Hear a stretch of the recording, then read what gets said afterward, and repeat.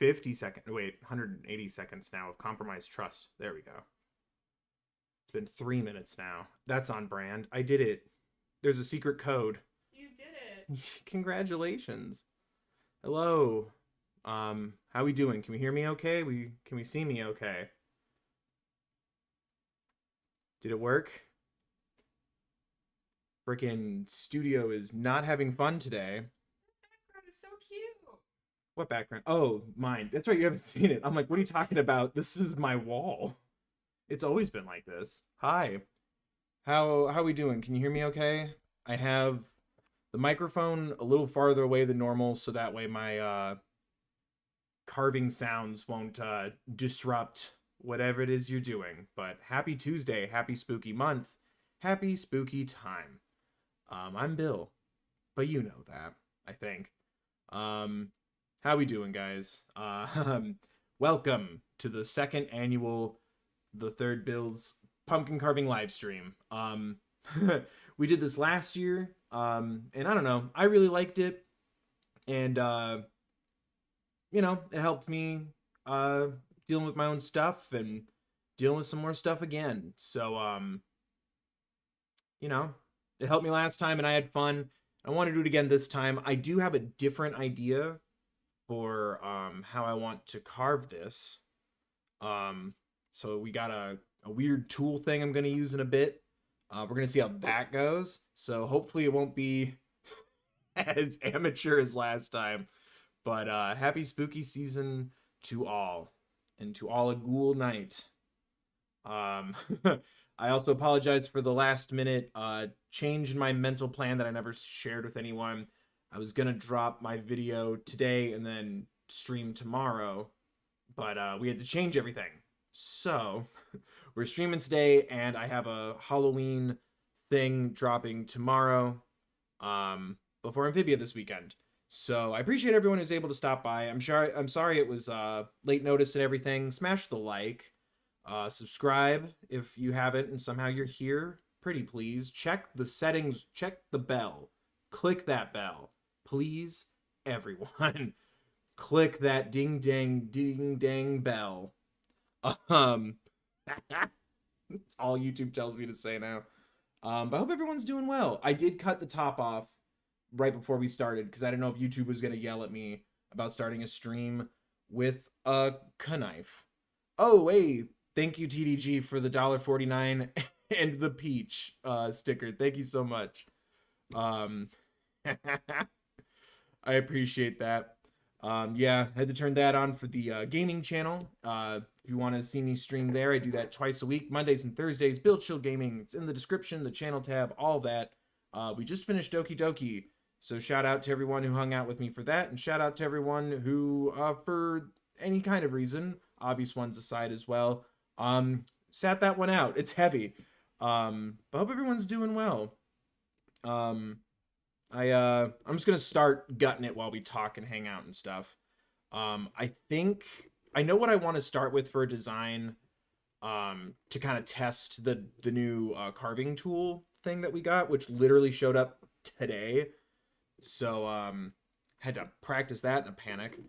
I think I'm gonna start with a Hootie boy, because he has a beautifully he's a complicated character with a very simple design that, if I mess it up, still looks cute, even if it comes out derpy. So we're going to practice with a Hootie, but we'll figure out what inspires us along the way. But yeah, I hope everyone's... Oh, look at that gunky. And it's just dinging off. We already got pumpkin seeds on the ground. I'm being so careful. Ugh. So... we're going to start with a Hootie boy to practice, because I've been using Hootie as my muse when I try to teach myself how to draw in my downtime when I get it. It's the pumpkin, the Hootie hole. Absolutely. Oh, real ones know. Oh, man. I love... everything but this part. We all know I'm a sensitive boy. We've learned that. I hate the feeling, but I love the carving part, and I like the smell. But I definitely kind of want to do what we did last time and kind of give our pumpkin some tattoos, some ink. So we'll think of some other carving ideas to do as well. But yeah, I liked doing this last year, and I don't want to get into it too much. If you know, you know. I talk about it enough.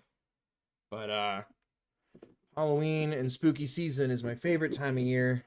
I love horror, I love spooky, and I love pumpkin things, pumpkin flavor things. Um but I also have a little bit of a recent negativity associated with this time of year too. So it's been a conflicting emotion. So making this kind of content and stuff has really helped me still feel the spirit. Oi. There we go. I'm so bad. Like it's always like that bottom weird corner. Also, I know you want to kind of give the insides the business a bit, so whatever you carve can be seen.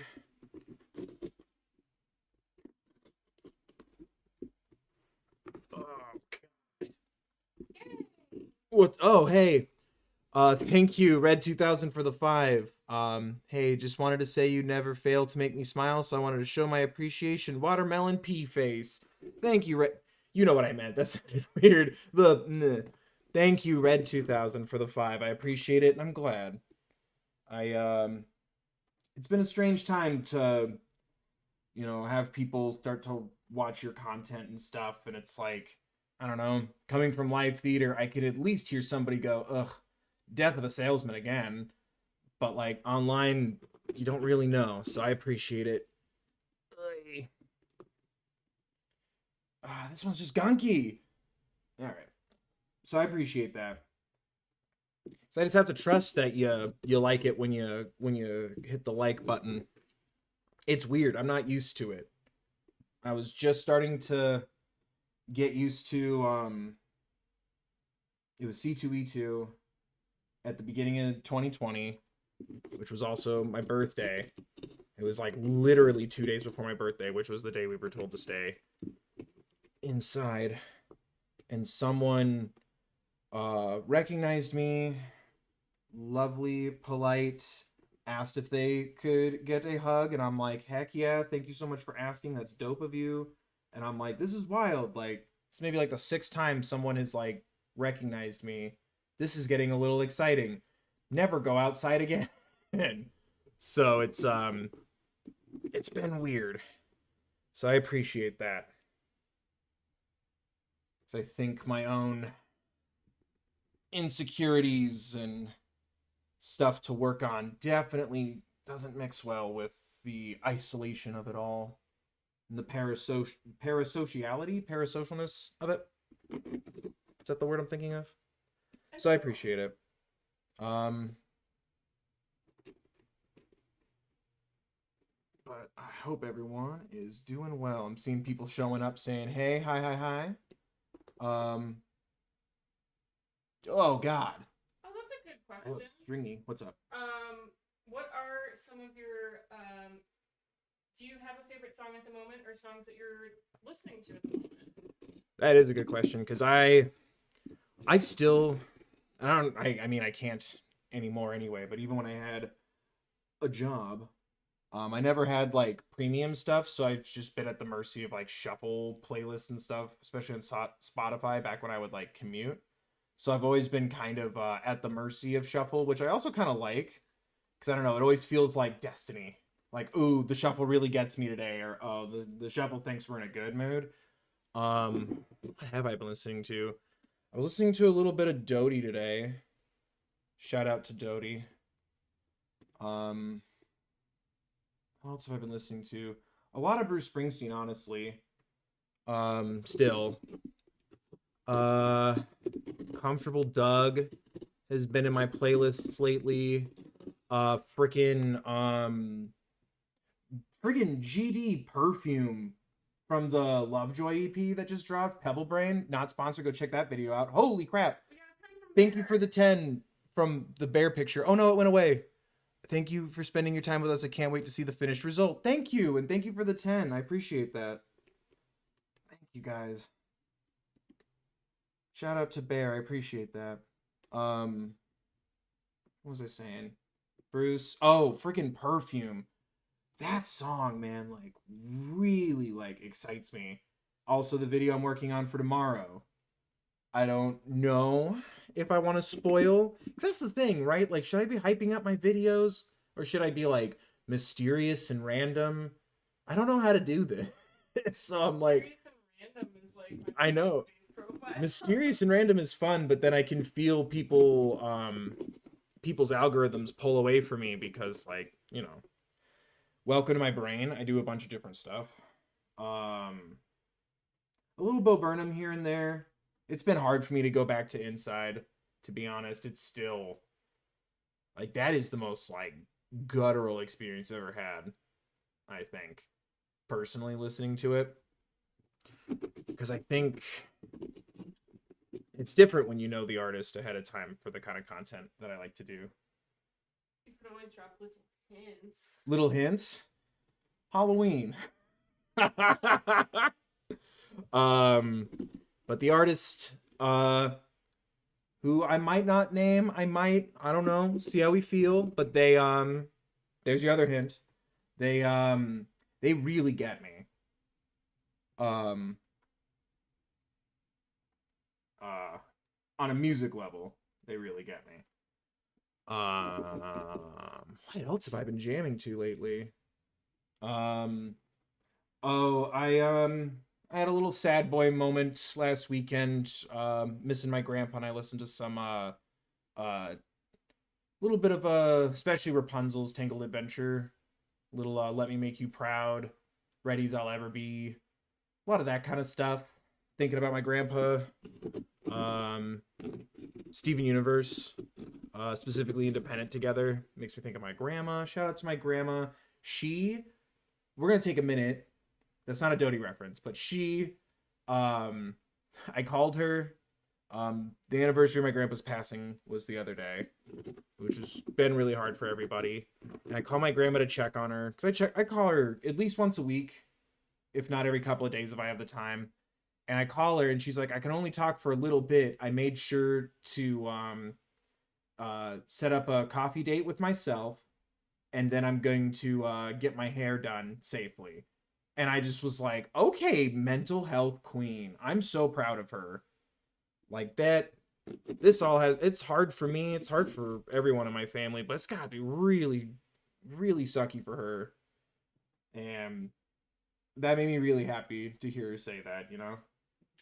We got an Aussie 5. Oh shit, and what did I call it by accident? A Zuni? What did I call it? Hello from Australia. We don't really carve pumpkins over here, so I'm excited to see the end result. Thank you. Oh, forgive me. Jatica? Yeah, I think so. I hope so. Sashalik? I hope I said that right. Thank you so much for the Australian 5. The 5 from... I won't say it. You know what? We're not going to say Down Under. We're just going to say thank you. It is an Australian 5. But thank you. I appreciate that. Don't look to me. I don't want to represent the American pumpkin carving techniques. This is amateur hour. I just want that on record. I do not represent America. I am but a boy.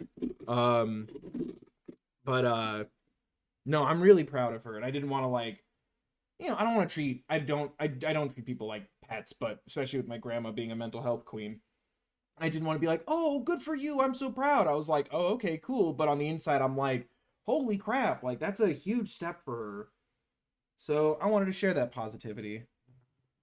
But yeah, I have a little playlist for when I am already really feeling it, or I'm like, you know what, if I keep ignoring how I'm feeling right now, it's just gonna get bigger, better later. So yeah, I listened to especially Let Me Make You Proud and its reprise. But yeah, and then a little Steven Universe, the movie. Oh shit! I keep reading that as California Money. Thanks. Oh my god, and you referenced it, Lindsay. Thank you for the $6.99, Lindsay. Here's some good old California dollars. In that instance, I do represent America and our lack of education when it comes to Canada. Thank you, Lindsay. Oh man, everyone from merry old country of California all the way up north. Thank you for the $6.99, Lindsay. I appreciate it. And it's friggin' Canadian. That your gold is worth more than our gold. What's up? Nice. Oh, yeah, nice. Thank you. But yeah, so I said grandma Pogue or Pog, but I like to yeah. She's a Pog champ indeed. I'm very proud of her for that.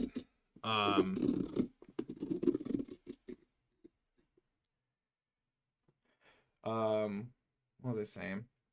But yeah, I've been listening to all kinds of stuff right now because, like I said, I like to keep the shuffle on. Sometimes some old stuff that isn't trying to stand relevant gets into my shuffle. So I'm trying to think more of those. Freaking Spotify really wants me to listen to, not sponsored by the way. I heard Spotify doesn't pay their artists too great. Just to prove I'm not sponsored by anybody. Spotify really wants me to keep listening to Teeth from 5 Seconds of Summer, which god damn, I love that song so much. Like that just keeps playing and playing and playing, and I'm like, okay, like Sorry, we flirting? Teeth? Bye. 5 SOS? Oh. 5 sauce? See, I wasn't sure if it was Teeth in reference to Lady Gaga or Teeth is in 5 sauce, and I know 5 sauce one less. Late night dinner, put your hands on me. Oh, yeah. It goes through my body. Thank you, RA, for the £5. Thank you so much. British dollar, make it rain. Do you have £5 paper bills out there, or are you throwing coins at me when you make it rain? Because I'm just picturing one single $5 bill. But thank you so much for the £5. That's another thing too. Like I've been getting myself to like go on walks more and more before it gets like stupid cold outside. And I keep making the mistake of like buying music on my computer because I'm at home all the time, and then I don't sync it up with my phone, and then I'm just outside. So I have like 3 things I've purchased in the last like couple of years on my actual phone. So when I lose Wi-Fi connection, I only have like Dynamite, Womp, Youngblood's Weird, like the whole album. And then I think like English covers of like anime theme songs, like 2 or 3, and then like Jesse's Girl. So I don't have access. Yes, it's a £5 note, but I can throw coins if you want. Contactless, please. Low, like underhand, like low ball them. So yeah, I haven't updated my phone music in a while. So Youngblood's Weird a lot, which isn't a complaint. I also had to update because I'm sleeping through my alarm now. I had to update my phone alarm, and the loudest thing I have on my phone that I wasn't already using was Youngblood. So I have Cotton Candy and Strawberry Lipstick waking me up now. That's not a bad way to wake up, in my personal opinion. But yeah, all my music isn't on my phone because I don't do anything anymore. And then yeah, the person I'm editing right now is definitely going through my head a lot. Aurora Borealis. I've also been listening to Penelope Scott's EP here and there, Hazards. I don't know if it was the algorithm or just general lacking interest. That video didn't go too great, but I have been listening to Hazards. I like home commuting to Penelope Scott. It's nice. Or staying at home commuting to Penelope Scott. Yeah, I can't think of much else. Oh, friggin' Boy with Love came on today, and that was a trip. Good morning indeed, Halsey.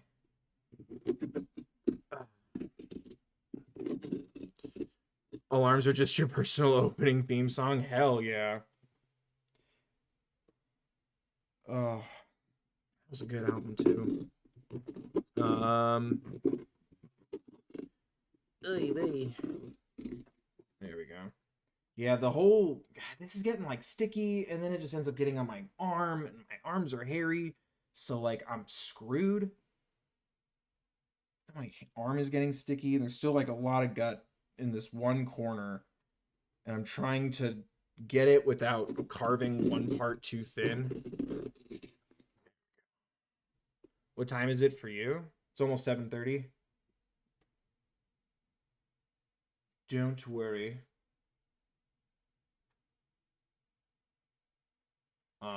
Oh, Kyoto's been stuck in my head too.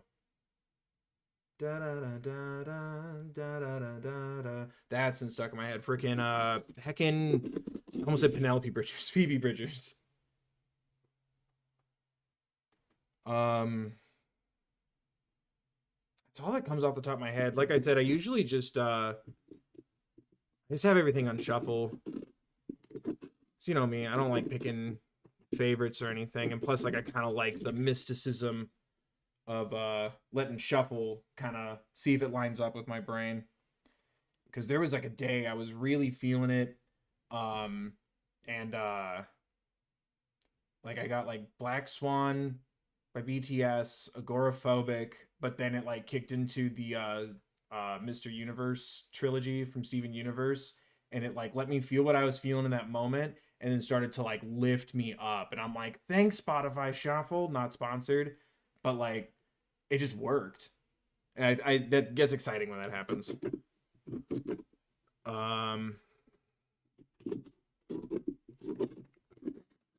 Yeah, certainly all over the place that way. Oh, we also rewatched Over the Garden Wall the other day. Shout out to that lovely, beautiful freaking miniseries. Wasn't there something that like we didn't notice the first time, or like I pointed out? I feel like there was like a oh gosh, it means this moment. I'm trying to remember. We were, excuse me, we were rewatching it, and one of us had an epiphany. Phoebe Bridges, yeah, sorry. I said Bridges. Over the Garden Wall. What was our epiphany? I don't remember. That's what I was asking you. Like, there was a moment where one of us was like, "Oh shit, this," and then both of us were like, "Oh god." I can't remember off the top of my head. I realized for the first time that Amelia's house is the abandoned one from the beginning, because they're all birds. Yeah. Oh, that was it. Yeah. That's. And I was like, wait, that was her puppy that was covered in Yeah, oil. that was her. That was her dog that they saved at the beginning. Beatrice, you mean? Beatrice, yeah. Yeah. Ugh.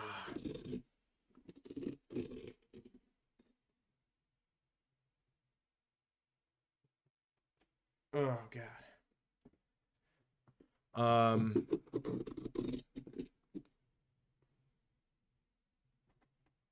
But I love rewatching Over the Garden Wall. Might do it one more time before we get into the you know, the other holiday season. Heckin'.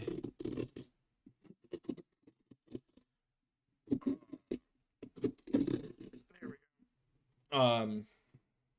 Because like, man, we break up with Halloween so aggressively as a society.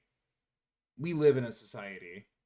There we go. That's another song I've been listening to a lot. Freaking Flamboyant, Dorian Electra. I love their songs so much.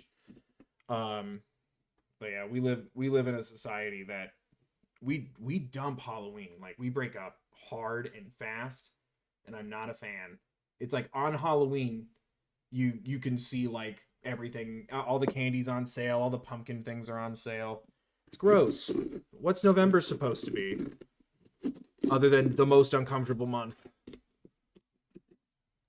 Whoa. Thank you. Oh, forgive me, Werner Van Wurst, for the 15. Oh. I'm not sure what that is, but thank you for the 15. Hey, Bill, love your videos on the Owl House. If you do end up shouting me out, could you please refer to me as Veronica? Oh, I'm so sorry. Thank you, Veronica. Oh, man, I need to read the message first. They go by so fast. Oh, there it goes. Thank you so much, Veronica. My apologies. I should have read that first. But thank you, Veronica, for the 15. I appreciate you. I'm glad you enjoyed the Owl House content.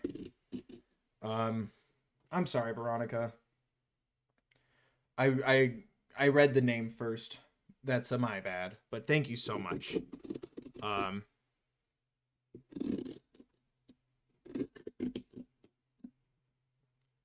So delayed on my end. You were like, whoa. I know, it's I think it's kind of glitching because it'll also like the messages will disappear super fast and I can't touch my MacBook right now because my hands are up a pumpkin's anus.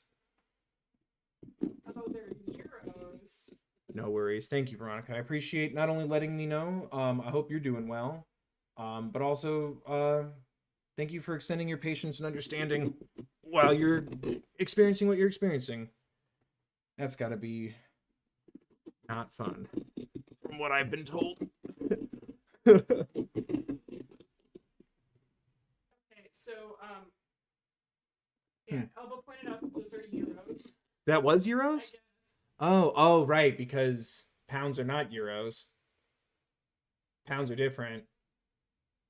Euros are sandwiches. I don't know what's going on over there. I just want everyone to be okay. And I want Lovejoy to make another EP before the year's out. And I want people to be able to do their music out here safely, and then I can watch from afar. Ugh. Oy vey. Damn, why are they freaking like holding the flag emojis for review? They're holding, I think, anything with an emoji for. That's weird. Well, because at first it was like, oh, set it up for subscribers, and I'm like, oh, subscribers should be able to like drop things in the chat before I go live, and then it's like the chat will be only subscribers, and I'm like, well, please subscribe. But I switched it back. That's weird. They're flagging a lot of stuff for review today, and I think it might coincide with whatever bug is happening because my chat keeps disconnecting and I keep on having to refresh. Oh, that's annoying. So I think it's after like liability and safety of just making sure because mods and whatnot are dropping. Well, shout out to mods. Yeah, freaking, it's just gay rights and trans rights stuff. Why are we having to review that? Gay rights and trans rights. Shout out to the freaking Alphabet Squad. Shout out to the Vibes. Shout out to the trans. May you find safety in life. Please. I hope you find safety here. What's the inside of that looking like? Almost done. There's it looks like the like there's a dog that lives in the pumpkin and it had a little accident. Do you want me to get the rest of it? Are you questioning my ability? Have I been taking too long? Well, I can just hurry up in there and grab it out, but If you want to. no, if you're almost done. I mean, if you want to check my work, I wouldn't stop you. Because also, I think I need to give a little love to the opposite side here, because I've been kind of shelling one wall and not the other. Because see, this side still gets stringy, whereas the other side's getting a little... Do you want to... Alphabetti spaghetti, that's funny, sorry. Oh, that I would say that's done. You think that's done? Yeah. Okay. Okay. Yeah, you can still leave some of it in there. Oh, I just thought you wanted to make it, like, crazy thin so you can see the light burn through the carving stuff. Well, I think that's going to come from the wielding with the linoleum tool. Oh. Fair enough.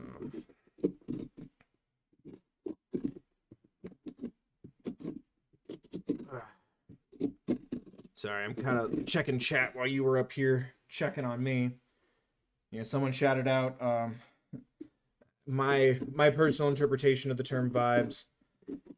Yeah, because like, you know, I want to shout it out, but like, I don't know, especially when I'm talking about other people's stories and music and stuff, like, I don't want to assume.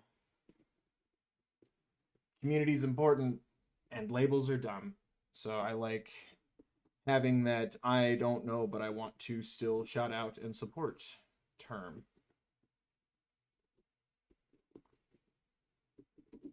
Who's the other voice in the room? That's Alana. She's modding, and she's just right over there.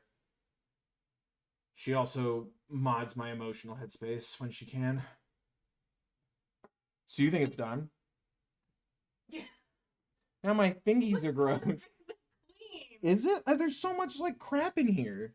I'm like, I feel like I'm being my mom, where like I'm just running my finger over something and be like, dust, you're not done. You're gonna be in a world of hurt when you realize how thin you have to carve that from the outside with the linoleum guy. Oh, you think I've already done myself a disservice? Yeah. Well, not a disservice. It's a good clean pumpkin. Yeah. How do I get the gunky off without getting up? Go. Oh, without getting up? Yeah. You might just have to go get up and wash your hands. Alright. You need assistance? A little. Or, no. BRB chat. Talk amongst yourself. Give me like 20 seconds. Eh. Eh.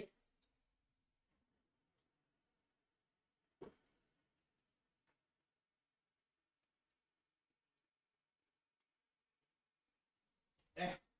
Eh.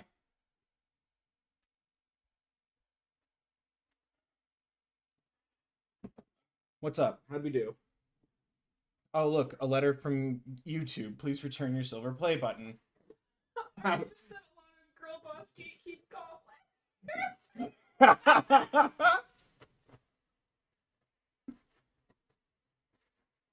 You gaslight that gallbladder right out. Oh, man. Oh, did I miss anything else cool? Nah. Because, yeah, I feel like it's a bad idea to have the pumpkin guts all over my hands and then, like, you know, start using sharp things. And I read somewhere that there's, like, a way to preserve your pumpkin by, like, washing it or something. We're all about that organic lifespan. We're here to make you comfortable. Oh, I didn't get to wash. I wanted to wash that when we got. Oh, you wanted to, like, actually like, give it a bath? I think it'll be good. It's something that I meant to do yesterday and didn't. Okay. Do it. Yeah, we're gonna start with a little hootie boy, test out this new tool, and if it doesn't go well, we'll just carve a freaking pumpkin. Oh, and since since there's no ace flag through Google, we've elected to use the pirate flag. The pirate flag? As long as the people who decided that are of the A, then go for it. And then someone said, "Hello, chat. So happy to see the gays have arrived with pirate flags." I blame anime. Right? There's a pirate anime. Am I nuts?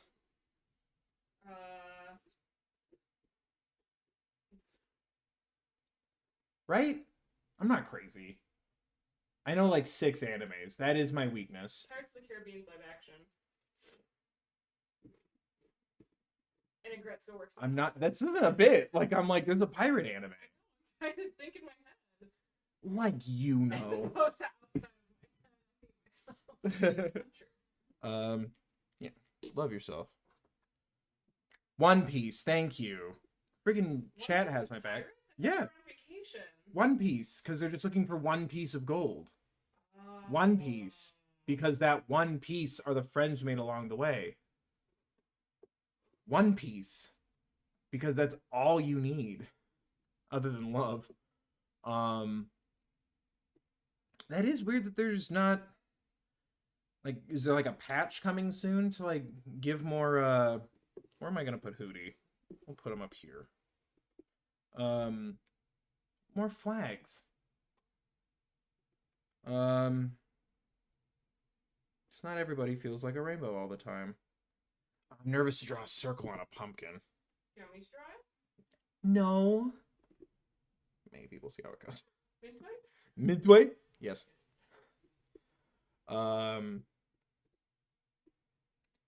Right? One Piece is a treasure. The real One Piece are the friends we made along the way. Oh, Eggs. What? Eggs' profile picture is, what? You are the girl. Oh, the dude in sales from Agretzko. That counts as anime. I know anime. I love Agretzko.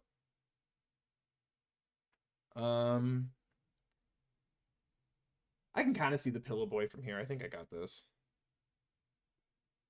My work space homemade hoodie body pillow. I think I got this. The Space Cadet Prince. Right. Or what is he called in the dub? He's the Space Cadet Prince. What is he called in the sub? Freaking noob. Oh no, now I'm gatekeeping the show about a girl boss. My eyes don't look great. Can you bend Hootie so I can kind of see his face better? Yes. Because I can't tell if his eyes are connected to his widow's peak or not. Give me 1 second. Agretzko is good, but it looks a little. It hits a little close to home. Absolutely, Oh, that's why it's so good. There's times where I cannot watch it. Yeah, we've had to stop a couple of times. Both your experiences being a little more direct than mine, but also just like, you know, harassment, hostility in the workplace. I'm trying to work around that freaking chat bug. It's okay. I appreciate you. Is that good? Yeah. Do you just want me to bring it? It just looks like his eyes are separate from his widow's peak, and I connected his eyes to his widow's peak. So that's no good. Oh, now his eye looks too small. Oh, I screwed up the eye. That's too big. Do I have a way? I guess, is it still wet? Nope. We're just going to have really bad eyes on our hoot. Because, yeah, the widow's peak doesn't connect to the eyeballs. I should have pulled up a picture of what I wanted. And then the other eye, and then line, and then awkward beak shape, and then complementary beak shape, and then we got a couple dashes up here, and like around the sides, right? Like they're kind of me. Because yours is like to reference, right? I can use, yeah. Lana made me a hoodie body pillow. It keeps me company while I work when I'm home alone. There. Ignore the eye that had to be redone several times. This is what we got so far. This is my stencil. I feel like that eye's too shitty. I'm gonna fuck this up.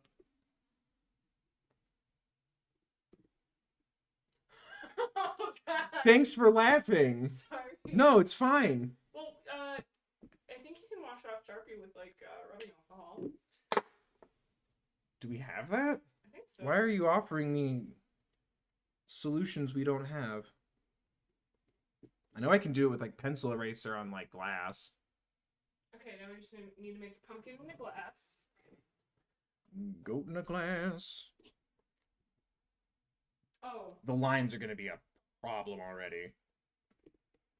But I think I can do it.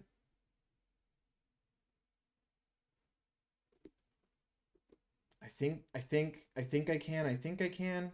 So I just gotta follow my shitty circle and hope for the best. I'm gonna try putting a little hand sanitizer. Ooh, there we go. Put a little hand satan.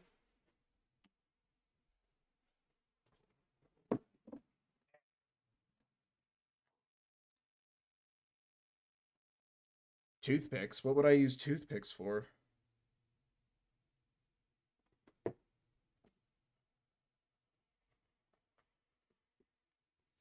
Someone in chat brought up toothpicks. Oh, it kind of works. It's just gonna make things complicated. Because now it looks like I'm like giving him like blush or eyeshadow, I guess. Right?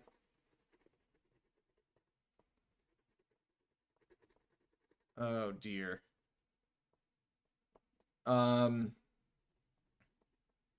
What else have we watched? We watched most of the Conjuring movies. Because someone wants to get over her fear of the second one. Which I did. You did. That not only kind of scared you. What else have we watched that's spooky? We've watched like a bunch of stuff. Because once we're like getting into those like final days, basically once I'm done with Amphibia for the weekend, that's when I'm gonna hit the classics, your Exorcists, your Massacres in Texas with a Chainsaw, the OGs, The Thing, or I guess as the kids call it now, the Amogus movie. Did you see that? Did I tell you about that? The Amogus movie? Well, John Carpenter, someone I guess interviewed him for fun. I don't think he's working on anything right now, but someone interviewed him and was like, what do you have to say about Among Us basically being the thing? And he's like, what's Among Us? And someone broke it down for him and he's like, that's amazing, that's hilarious, you're right, and that's super cool. Is this just straight up? Oh, that's no punch remover. I mean, I mostly got it. Yeah, somebody just put that as a suggestion, so it just sounded like a good idea. Yeah, I'm trying to not erase the rest of the stencil. Also, I think what can come up has come up. Okay. We just have that for future if something else happens as well. Do you have any other questions right now? Because right now you can't see anything I'm doing. If anything, it looks like I'm just stalling. I'll stream when I want to stream. Like I'm pouting. Okay, but please tell me the OG Halloween. Oh, please tell me the OG Halloween is in that club of classics. The OG Halloween, yes, but it's getting harder and harder to have fun with Halloween. Just because like I've now seen all the other ones except the most recent one that dropped this year, and it's like every once in a while, like I'll think of like the freaking part 5 or whatever. But I do watch Halloween. Usually not on Halloween because I hate I'm not your average fangirl. I hate being so on the nose to watch Halloween on Halloween, but yes. I think it's streaming somewhere, but just the first two, and then I like the first new Jamie Lee Curtis. I haven't heard anything nice about the new Jamie Lee Curtis. This new one, Kills, Lives, All Hallows sequel.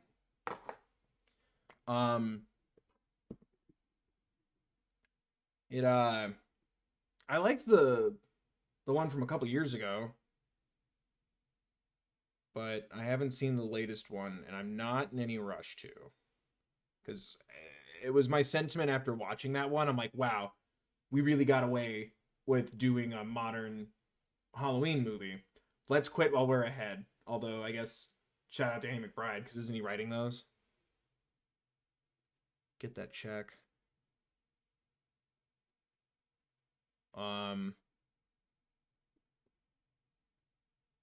So I think I might just personally, unless there's a way for me to watch it for free, quit while I'm ahead. But I love the first two so much that it's like I feel like I'm at a blackjack table or a roulette or craps. Like I'm gambling right now. Like I feel like by watching the latest Halloween, it's like double or nothing. Am I gonna be happy or miserable? But yes, I do watch at least the first one, if not the first two Halloweens, because I do like the follow-up.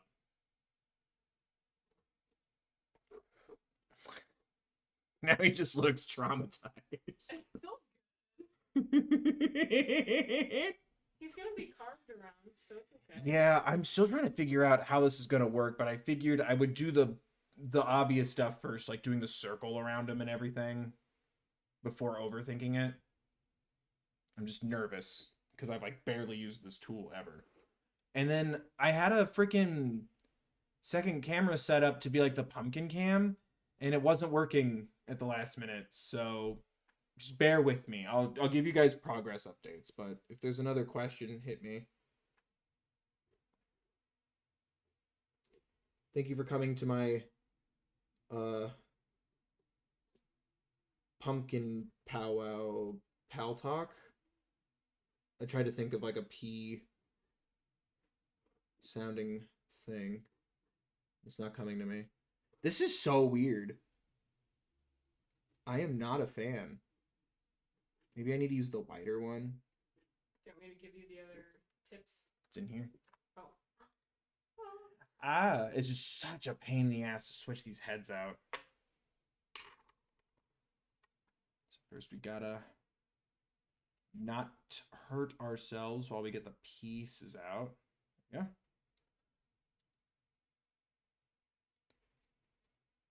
All Hooties are traumatized Hooties, I guess. The scoop.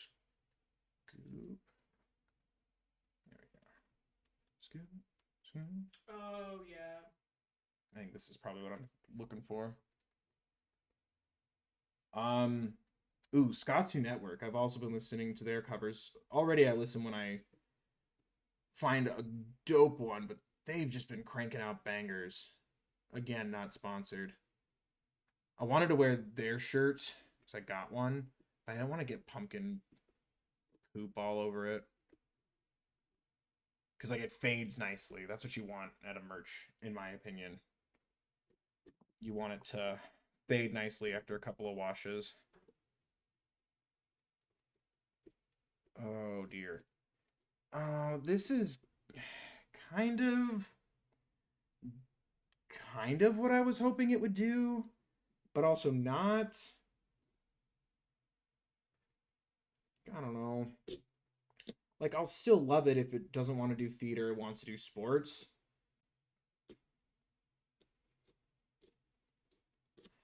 This wasn't my expectation.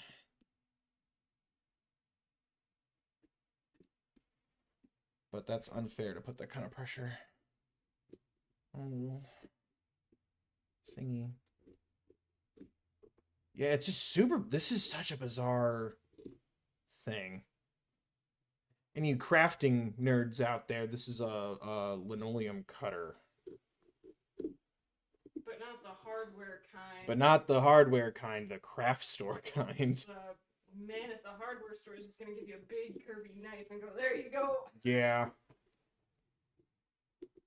Although it was really fun.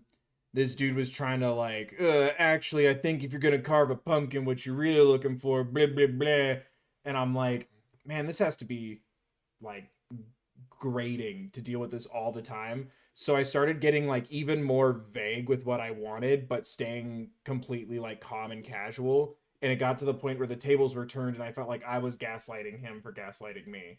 Where it's like, you know what I'm talking about, right? It's a tool, you know, cuts linoleum. That's what I need. And just kind of like let him keep like getting frustrated. But I think end of the day. Yeah, good reminder to try to avoid cutting towards your paint. I'm trying.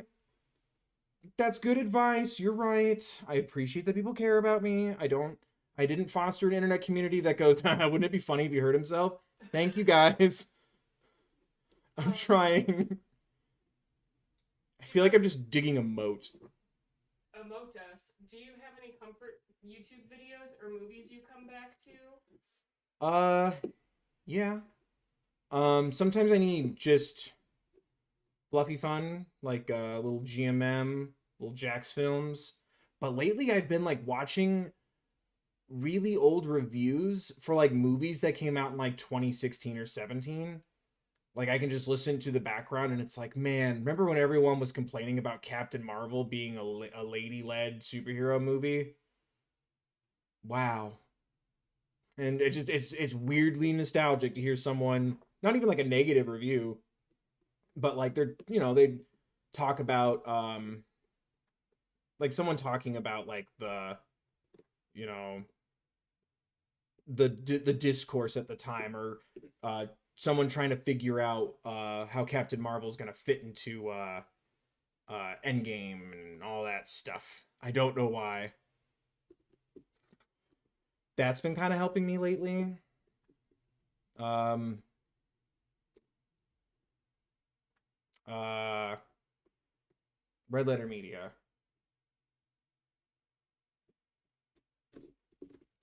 Not sponsored. I don't know these people. I also don't, unlike some of my other, like GMM, like I follow Rhett and Lincoln Stevie on social media. I don't really follow Red Letter Media stuff. I just kind of listen to them sometimes because I don't know why. It makes me feel like someone's talking to my dad in the other room. It's just comforting. Um, but it's something about listening to someone, or like talking about like box office stuff from the before times. That's been weirdly stupid comforting to me lately. Like I don't know why. Or like listening to someone talk about like Ant-Man and the Wasp, but it's like Infinity War is gonna be any good, or I guess the first Ant-Man, and it's like they've run out of ideas. They're never gonna pull off Infinity War, and I'm like, they do though, in my opinion. It's nice. So I guess that, like, it's not even recent stuff. It's just there's just something about that. I don't know why. Um, yeah, comfort YouTubers. Also call me Kevin. Um, his Sims playlist is usually what will help me go to sleep when I'm having insomnia. I am I guess you would call me part of that cult. Please note that we are not a cult. I wish I had a cool catchphrase like that. One day, kids, we'll find one. I don't know how to do. So far, I've I've made like an Oogie Boogie Moon, but with Hootie. I am the shadow at the moon at night, filling your dreams to the brim with fright. This is Hootoween. This is Hootoween.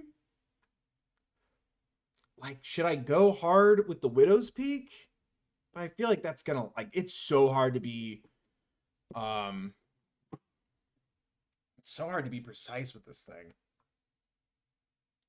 I just knew if I was gonna use a knife I'd screw it up. I didn't put the thing back in the thing. Why did I even open this? I think I'll use the fine one for a minute. Because I have the Scooby Boy, and then I have this folk. Precise. I don't know why I gave the more androgynous pronoun to the more precise one. You'd think it'd be the other way around. Shout out androgyny. It's almost as if it's exciting to learn more about our species instead of trying to other each other. But what do I know? I just sit here. Any other questions? I don't want to rant today. Y'all know what's up.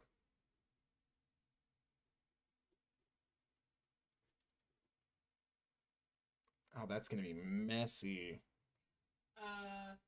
I was wondering if you were thinking of watching some more animated shows and or maybe some anime or anything in mind. Yes. It's lovely doing the week by week stuff with Amphibia on the weekends. I wish more people would watch them, but it's cool. It's been hard to keep up with it because Disney kind of flubbing around with how they want to run things right now, but it has been kind of draining me on wanting to do like also taking a little time away from Netflix, but like a season of something that dropped on Netflix, or trying to catch up on a show, because also it's like for every show you see me do videos about, I'm also watching a show and not recording myself, i.e. a Gretzko.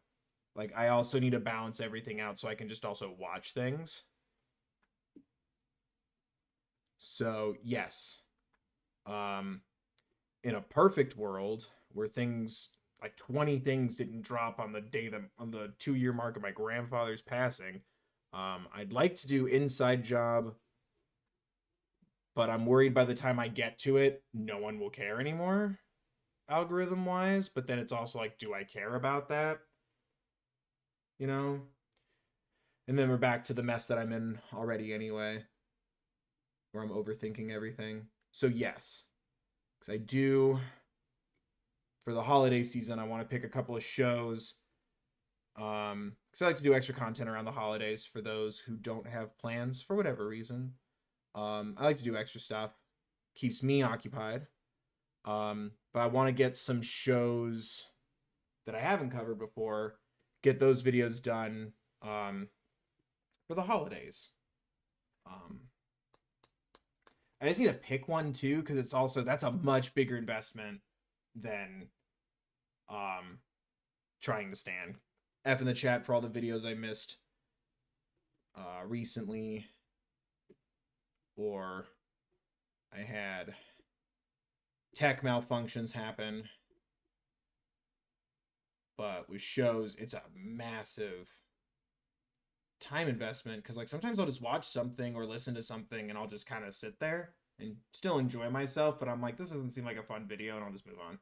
Like that happened to me with Adventure Time Disneyland's Wizard City. I just watched it, enjoyed myself, said a couple sentences, didn't really add much of value to it other than I wonder why they changed the order around, because this isn't how you end your game-changing show. But I still liked it, but I'm like, this isn't interesting. What I'm saying isn't interesting. So I just moved on. But also, no one seemed to miss it. No one called me out for that. I was like, oh man, I'm really going to let down the Adventure Time people. No. So I have to be picky with, I have to be careful with shows.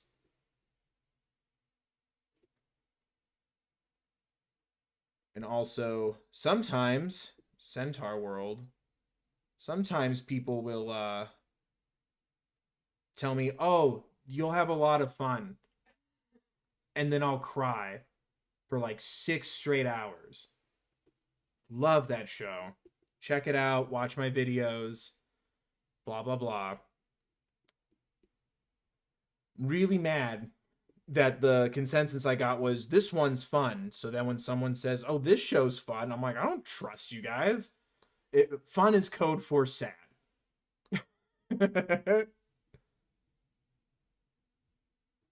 So, yes. There will be more show stuff. But it's also kind of nice doing week by week. But also, I get the sense people like the chunkier ones more than the week by week ones. You know? So, I might go back to that. But maybe not for Owl House, because like Amphibia's almost done anyway. It gives me something to do. But Owl House I'll definitely be following week by week. But like, I think chunkier ones, especially when they drop like full seasons essentially, because I also don't have cable, so I luck into having access to Amphibia via whatever weird app thing I can get my hands on with other people's guidance. We'll say other people's guidance. How the hell am I gonna do this beak? The Widow's Peak looks awful. Let me see. I've kind of outlined it. I think I'm going to leave it last to see if it'll make a good accent. It looks amazing. But I need to start, like, doing the outline of the beak and the eyes. I was going to say, yeah. I'm just nervous. Don't cut towards my hand. Amazing question. What's that? What are some shows you wish you got a holiday episode or special? I'm still bitter about the fact Steven Universe never got one. Oh, yeah, that's Adventure Time. I was about to say, what about the one with the tape? That's Adventure Time. That would be nice. That's a good question. Let's see. First I'll pick one because I had that thought just the other day we were watching it. How fun would it have been? And I guess you could argue we did get one, but an Over the Garden Wall episode that centered more around like Christmas to kind of complement, or I guess holiday season. A more wintry vibe to complement the fall, but I guess we kind of got that. A show with a holiday episode. I I'd say Infinity Train for sure, but that also doesn't count as an answer because, like, boy howdy, you can give me a freaking Easter one where all they do is just slap me in the face, like literally draw me and beat the crap out of me, and that's the Infinity Train holiday special. And I'd be like, sweet, more Infinity Train. It would be like a This is different offensive. holiday and custom in every card. Yeah, like a holiday car would be cute. Being Puppy Cat would also have a nice one. I don't know. That's a really cool question. Show. We got a little of it in Avatar with like Avatar Day and stuff like that. And then Pumpkin would wear a little Santa hat. You're just gonna upset. You're gonna make yourself upset.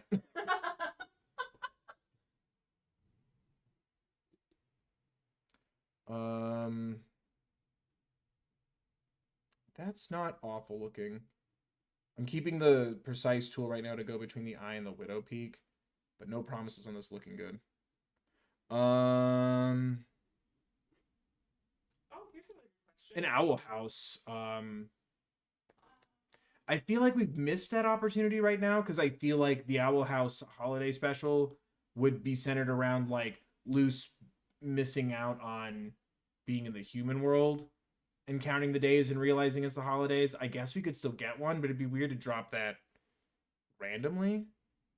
But I'd love to see that. Like, not so much what does the holiday look like on the Boiling Isles, but like how, like Amity trying to get like the perfect present, Ida trying to decorate, you know, Hootie being the best ever in saving Christmas, or insert holiday. I apologize for saying Christmas. It's a force of habit. But like, you know what I mean? Like more of like trying to bring up Luce's spirits, no pun intended, but also very intended, by bringing the magic of the season to the Boiling Isles. I have another good question. Hmm. Was there ever a show you made a video on that was not all what you expected? Or it wasn't at all what you expected? The video wasn't what I expected, like or the show? That's, I mean, all of them, honestly. I feel like there's elements in all of them. But... Yeah, I feel like that's true for all of them, honestly, except Infinity Train. Like, from the first, like, 5 minutes of Infinity Train, I'm like, let's go, mess me up. But, like, Adventure Time threw me off, especially because Adventure Time didn't know what Adventure Time was until, like, the last, like, 3 seasons.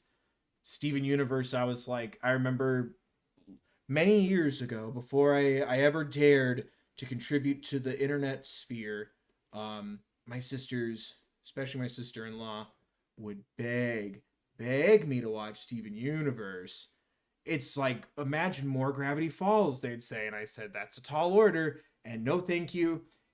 His face looks like a jelly donut, and just moved on. I'd see the merch every once in a while, like Hot Topic or whatever the hell, and I'd just be like, I'm sure it's lovely, I'm good. And boy howdy, did I not think what was gonna happen happened.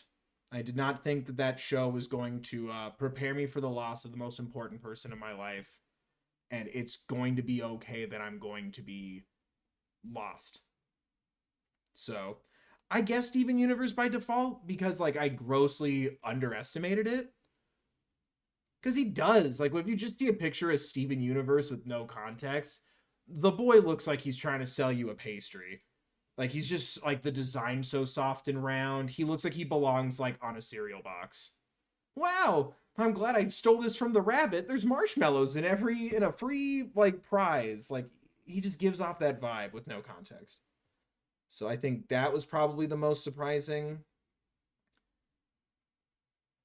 Because, like, being Puppy Cat, I was like, what's the catch? And Infinity Train, I was like, let's go. And I guess Owl House doesn't count for a surprise for me, because I feel like the surprise comes from the meta of the society we live in, not the show.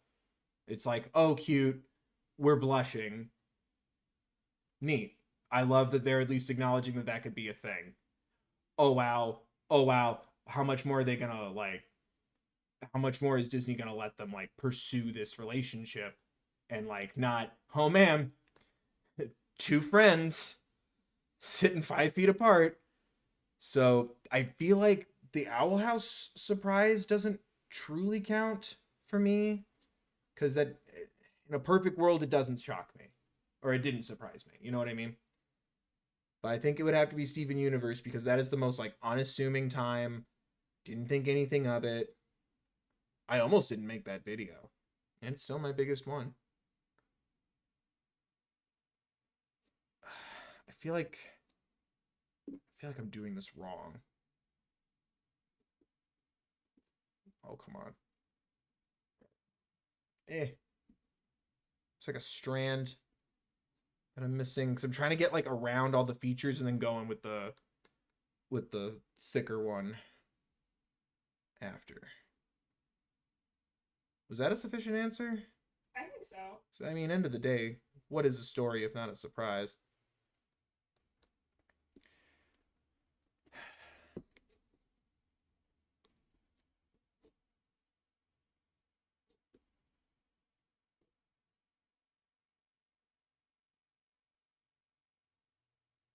Speaking of my sister, my sister told me she will not be watching more Infinity Train because of how much it upset me. She's like, I'm not ready yet. I'm like, that's fine. You take your time. It's gonna destroy you.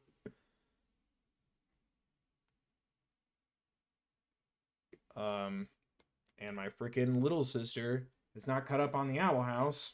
So, I'm looking to trade in my little sister for a better one.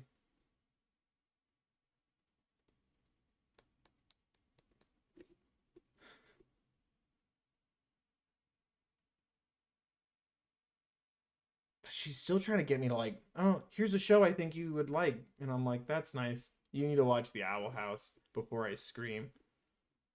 But I think she's waiting. She's busy as hell too. Like, it's not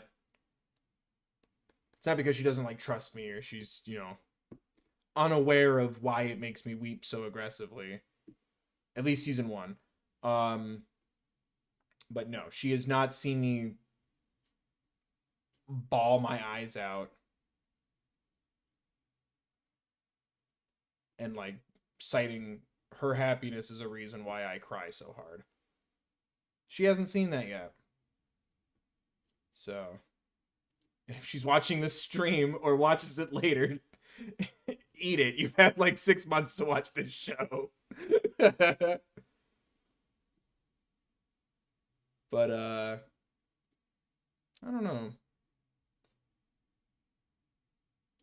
Oh. This is gonna end up looking like some kind of like we excavated a dig site, found more dinosaurs. Also, we found this painting on this stone. I think someone drew an owl. Like, it's gonna look like Hootie transcends time.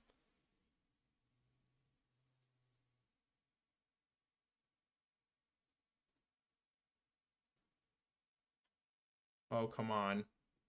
Just let me have what little joy left in my life, please, Hootie. Ida every day. See, no, if we want to talk about Ida and Hootie, I think Ida knows. Because Ida doesn't catch me as someone who puts up with something that's annoying, especially early Ida. Maybe now, if she met, you feel? Okay, I think I can. Oh, did I do this? Kind of. Is there another cue? I don't think so. I'm also having to refresh like every other message. Nah, you're good. You're good.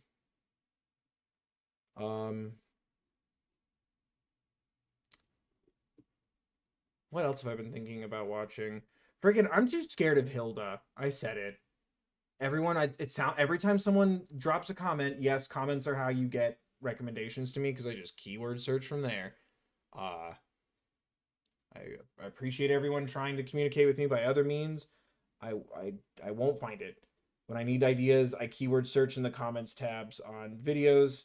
Preferably, please watch the video. You know how it goes. Watch videos. Otherwise, there won't be any more videos.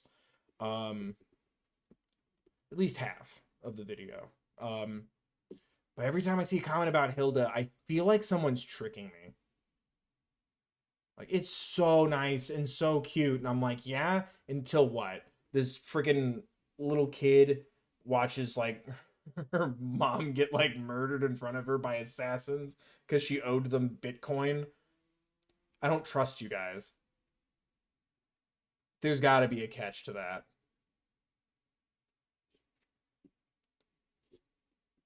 And saying it's my comfort show doesn't mean shit, because everything that makes me cry is somebody else's comfort show, and vice versa. Everything I find comforting probably destroys somebody else. You feel? But I'm scared of that show. There's another one. Also, I want to unwind from the concept of you won the Emmy over Kipo, which I think is a crime. As well as Amphibia was up, right? Because the Owl House wasn't even nominated, which was dumb, but y'all got that Peabody at least. Awards don't mean anything, by the way. Which would be easier to promote that notion if I had one. But Hilda won over, like, Kipo. And Kipo only had one season to be nominated for anything, right? Because, like, all of Kipo dropped in 1 year. So, like, I want to let go of that bitterness. I think I'm almost there. But then every time, like, I see, like, oh, it's so sweet, it's so cute, I'm like, what happens? I don't trust you. Okay, I think I can kind of go at it with the bigger boy now. I don't know if you can really tell. I've been kind of whittling away around the eyes so I don't hurt his eyes. That's coming out, right? That doesn't look awful. Progress has been made. I haven't just been sitting here.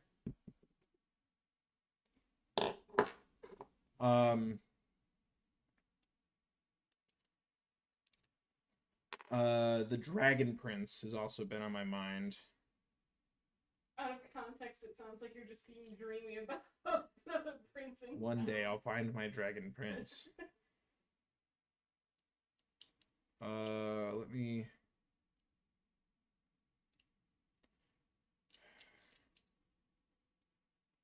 Oh, just let me in. Hello? This thing's weird. There we go.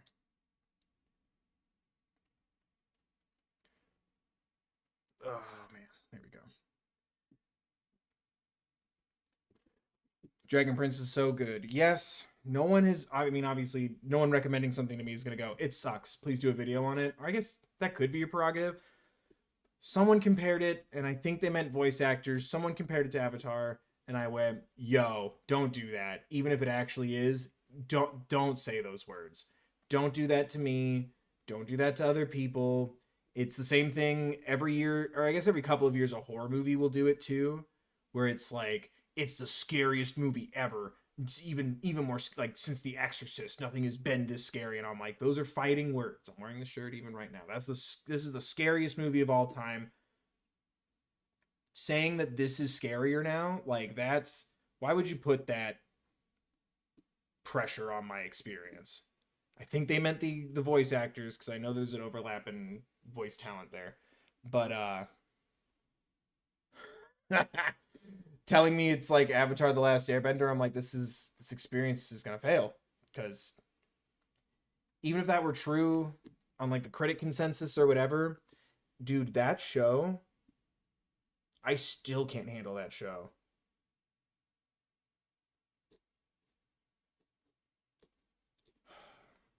Oh no. It'll be fine. There's, like, a little, like, rough around the edges part of the skin, and it, like, came up. So part of Hootie's face is gonna be a little deeper, you know? It's fine. No rendition of Hootie will ever be perfect. It's not true. Hootie is perfection. That's what I'm saying. Often imitated, never duplicated.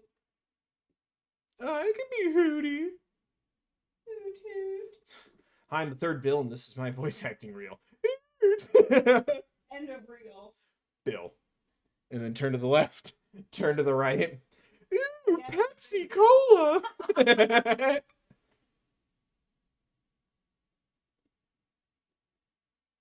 That is something I'd love to be able to like just have on hand. I don't think I have the kind of voice that would fit that kind of work though, but boy howdy is that the dream. Just be a voice in one of those freaking life-changing shows.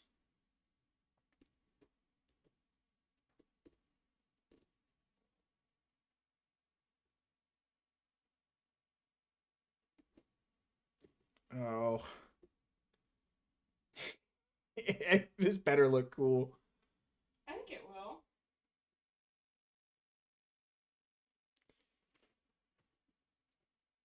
will. Um what other Oh, there was there was another cartoon that floated around my brain. Oh, freaking the one that Dodie's done music, like her music's been in it, or she made music for it. It's like it's about to end, so I thought about doing a another one of my patented Bill doesn't sleep and watches all of it in one go, and people are concerned, but it gets views, and Bill promises to sleep after it's done. One of those. I haven't done that since like She-Ra. That was. I still had a job. No, I didn't. I was gonna say if you were. Why do I feel like that was the time? I think it's because it was the first time like I exiled myself to create content, so I wouldn't have gone outside for like 4 days anyway.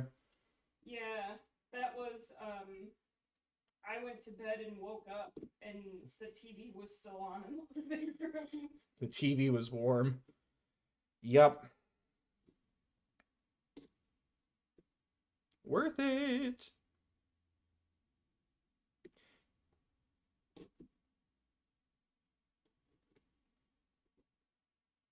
Um,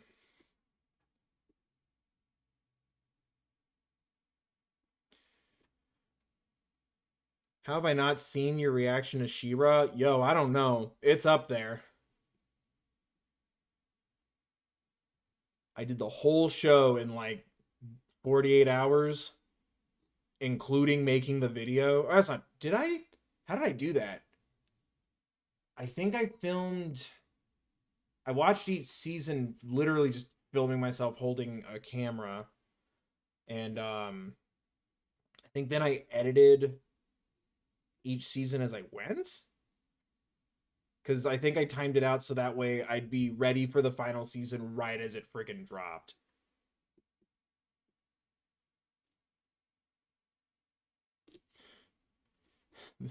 This this one's for the lesbians. all them lovely vibes.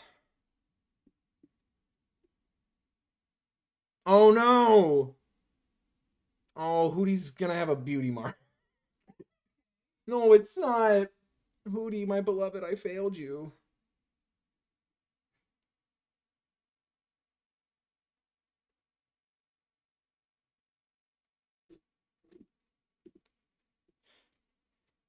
Um,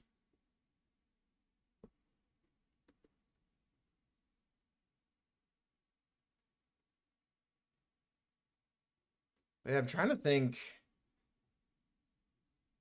I've had a couple shows in the back of my mind. I've also, like I said, I not only um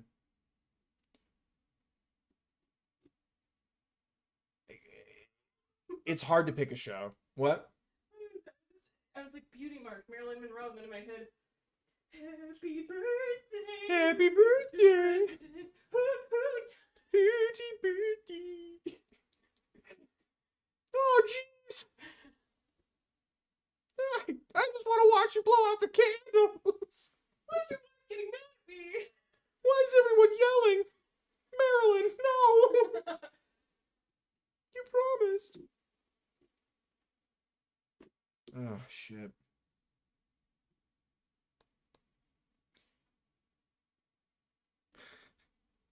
Speaking of Alex Hirsch, shout out to my sisters. I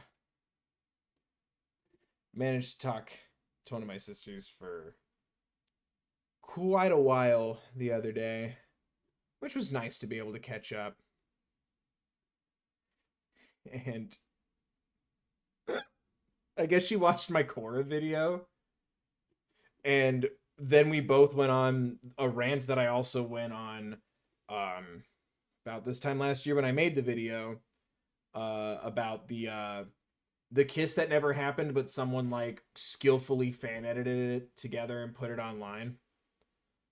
And it was quite the crazy conversation because around the time that Korra was happening, I was out of state in college and she was in school back home. And I think of all the things we talked about, cartoons probably wasn't high on that list. And she she got really mad at me for calling it like way too early. She's like, "Is this what it's like for other people to watch your videos?" Because you know, like she obviously she knows me. No offense, she knows me better than you guys, but she also I think knows. I think most of the stuff she watches, minus like the Steven Universe stuff. I think I usually introduce her to it, right? Like the Owl House, Infinity Train, Amphibia. So I think Korra was like the first thing since Steven Universe that she like held so near and dear to her heart. And she was like, it's frustrating to see you like get it really fast, but then I have to remember like I was also going to school and, you know, 10 years younger than I am now. But it's frustrating. And I'm like, well, you know. It's a blessing and a curse. Because what was it? Was it Stranger Things? It was something we were watching where I just flat out said, I think this is going to happen. And if it does, that's dumb. And that's exactly what happened. And I was like, great. I ruined the fun for myself. You've done that with several properties. Yeah, I do that a lot.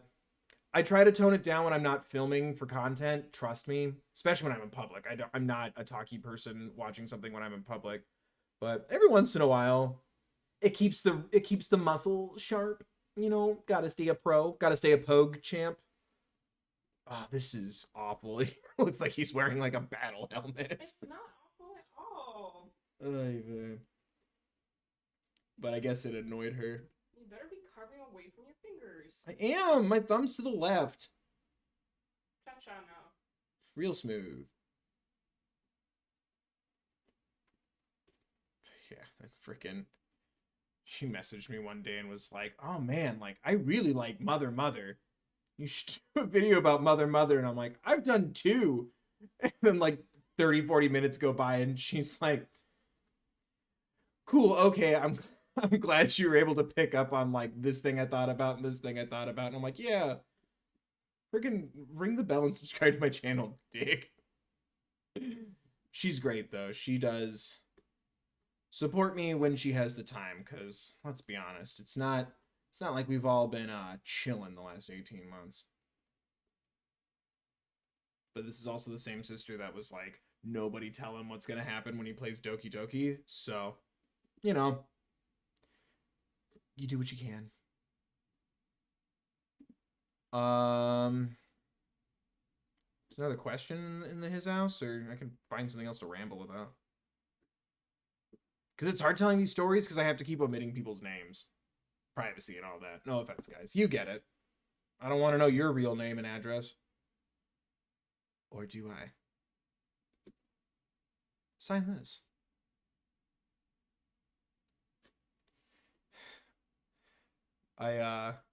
Speaking of personal information, I love my grandma so much. I don't think she fully gets what I do or how YouTube works.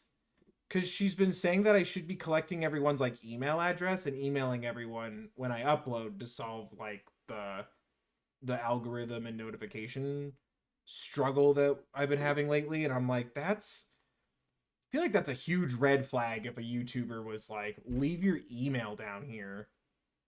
You know, I'll put you on the third bill mailing list. I did the liberty of answering a question for you in chat. It was, what's your favorite game? And I just said Nintendogs. It's Nintendogs 2. My favorite game? Yeah. God. I mean, freaking any of the N64 Zelda boys. Kingdom Hearts? Zelda. Kingdom Hearts. Zelda. Like, I learned how to read playing Ocarina of Time. Or not like just how to read, but like my vocabulary got really impressive because I had to figure out like what half of the stuff meant. Primo age. Kingdom Hearts, it's an obsession.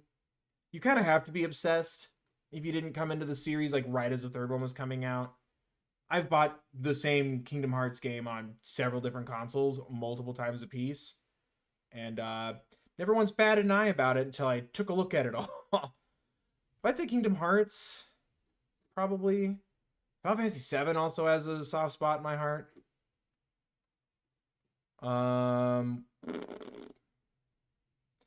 Pokemons. I am quite the Poke gamer. Thoughts on Animal Crossing as a follow-up queue? Thoughts on Animal Crossing, just in general? Yeah. I like Animal Crossing just fine. I had it for the DS, but also I think what I like about what I wanted out of Animal Crossing I ended up getting out of Stardew Valley, which I play on the gaming channel. Because I would just make it the next day. Because I'm like, no, I'm not going to freaking wait for my stupid elephant boy to get up so we can like give each other gifts and slowly be friends. Next day, please. I hated that. So I would just change the day and time on my DS all the time. So I like that kind of immersion for some people, but even now I don't really have the patience for it. Like Stardew Valley pushes my patience for time passing, but I can just go to sleep. But then it's like with Stardew Valley, it's like you can only give a present like 2 times a week if you're not legally wed. So it's like, eh. But I love the cute animals. I love the music, the classic music. I like watching other people play Animal Crossing. Like Alana's really into Animal Crossing, and like I like exploring your island with you and stuff, or like watching you do crap the rare time that I see you on it. Catch me November 5th with these hands on my Switch. Yeah, right? And then somebody asked for your opinion on Twilight Princess. Twilight Princess? Yes. I don't know. I like Twilight Princess. I just felt like it was the easiest one. But also, I think that came out like right at that spick and span time where it's like, Bill, you're not a child anymore. Like, you can figure out this puzzle in like maybe 5 minutes, but it's like, I've been hitting this B button for like 8-9 years now. I know how to swing a sword. So I think the fact that you can't really skip the holding your hands elements of it, and on the GameCube version at least, there wasn't really like a hard mode or like hero mode like there is now. But I like most of the visuals. I hate the townspeople. Like, good God. If they were real people, I'd respect the beauty that they hold on the inside and the community that they built, but they're not real people. So I don't feel bad in saying this. I feel like I should be paying a ticket to look at those villagers. Like, they are frightening looking. Micaiah asked, what's your favorite Halloween movie this year? Like a new one, or just overall? In general, but also like we also started a show recently too that's kind of Halloween vibe. Yeah, I'm hoping that like I'm liking it so far. My favorite Halloween thing, I mean, Over the Garden Wall, because it's like it's not overtly scary, but it'll still get me. But like horror movie.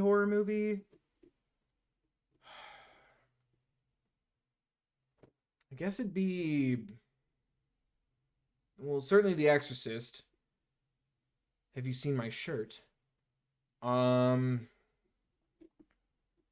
Scared the duty out of me. I was too young. Like, good God. I was too young. My dad wanted to prove a point. It's fine. I'm fine. I'm glad my dad has gone to therapy now and won't act like it now, but he scarred me for life to prove a point to a 9-year-old. 8? It's like 8 or 9. But I do enjoy The Exorcist. But like it's hard to watch it now because it's like, when you're a teenager and you want to go to art school and learn to be an actor, it's like, oh man, look at this method director like scaring people and stuff to make his movie. And now that I'm older, I'm like, that's abuse. William Friedkin like abused people to get performances out of them. That's awful. So sometimes the fun kind of poops out there for me for The Exorcist, but I still love it. But all those poor actors, but like the freaking Linda Blair's back getting all messed up and stuff. It's like, that's no longer a fun Snapple fact because it's like, hey man, like those are freaking people. And it's like, you're right. Like it's not a IMDb trivia fact. It's somebody's life. All right, we got 3 faves. One is Avatar character, one is Life is Strange game, and Pokemon game. Uncle Iroh. He's the quickest way for me to describe my grandpa to people who didn't get to meet him. Favorite Pokemon game? Yellow version, but I also like silver. But I mean, that wins always by default because it's twice the game. Favorite Life is Strange game? We tried debating that when I played True Colors on the gaming channel. And I don't think I have like a favorite because I think they all do something different for me, which is why it's probably one of my more favorite game series right now. I don't know. Oh no, I got the little stripey boy to get clipped. Oh, that's a wonderful question. Are you more of a Greg or a Wirt? Wirt. Hands down. I'm a sensitive boy who will then insist that he's not sensitive. Anna Blaze Banana says, I think Bill is a Greg. A Greg? I mean, maybe on the internet I seem that way. I'm scared of everything. Oh, come on.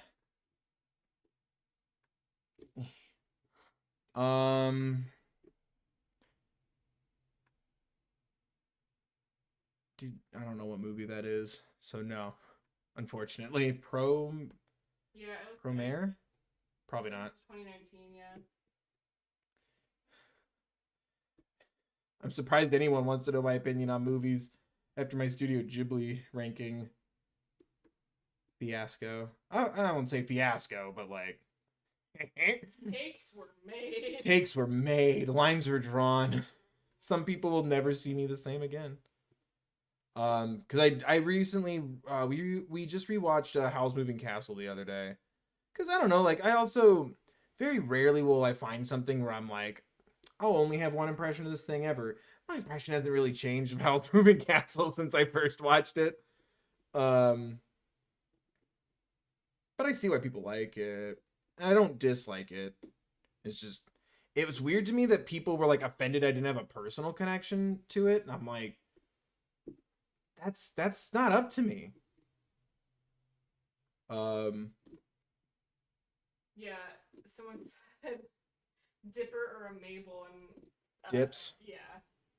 Dips. You kidding me? Dips was a Halloween costume one year. Dips was. Also, oh, that's something I still haven't paid my emotional pilgrimage to yet. Season 2, episode 1, Scarioki of Gravity Falls, is the most visceral thing ever for me. It's my favorite thing of all time. And I can't not like just openly weep watching it, but I love that episode so much.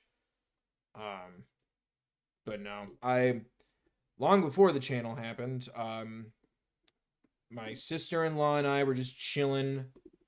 I think I was home for like the holidays from school or something. She had time away from work or some biz, or she took a personal day or whatever. We're just hanging out and she's like, will you watch Gravity Falls? It's not as long as Steven Universe. And I went, okay, sure. Hooked instantly.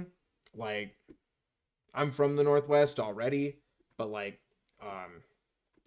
you know, my grandpa was also like, you know, he fished, he liked camping, he's an outdoorsy guy. So like the supernatural adventures in the woods really got to me, but then like the notion of Grunkle Stan like defending the kids beating up zombies and stuff, I'm like, that's how I saw him as a child. Best thing on the planet. And that's a personal take, I know. Ooh, this is getting thin or just weird? Weird. Okay. I need to watch that again soon. Cause like that's one of my favorite things that I have to like wait. I can't if I watch it too much, like I just give myself a headache. Watch the pumpkin too much? Watch the episode too much. Oh. I'll just cry over and over and over again. It's like, it's fine. It's the internet. There are people out here who will trick you. That's really who I am. Like, I will just openly weep, and it hurts me sometimes. You okay? Yeah, what was Dippy Fresh? What was the... Dippy Fresh was the better dipper that Mabel made in Weird Mageddon. Right, but who was the scanner? Who was the... Oh, that was Tyrone. Tyrone. You know what name I've always wanted? Tyrone. Because I was thinking about the Dipper costumes, and I was like, wait a minute. Tyrone would be amazing. Someone did that at C2E2 one year. They walked around with a Tyrone. Let's see. Favorite fast food franchise and favorite Owl House character. Fast food franchise? Does it have to be like a nationwide one, or can it be as local as fuck? Franchise implies at least more than one location, I suppose. Sure, but like if I say like Ivers, no one's gonna know what I'm talking about. Shout out if you do. I don't know. Favorite fast food. Because then I'm gonna say Taco Del Mar. Not everyone knows what that is. I don't know. I'm always down for a good Jack in the Box, I guess, but I haven't been in a long time, so there's like none out here. I don't know. Yeah, everything I could think of is like crazy local, and I think that's just because I'm homesick as hell. Burger Master, Kid Valley, Ivers, like that's what keeps going through my head right now. I don't know.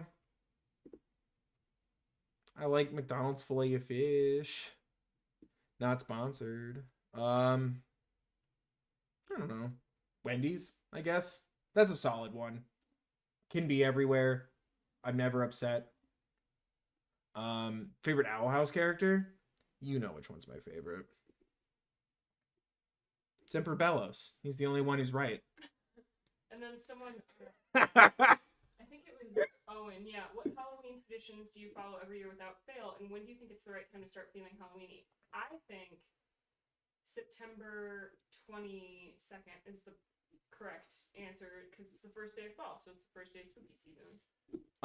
Screw it. Once those kids are back in school, whenever you feel the power running through you, as an adult anyway. I don't know, like mid-September, early September-ish. Whenever I can openly just go get something that tastes like pumpkin food. But it's like weather for me, like when it's cold outside.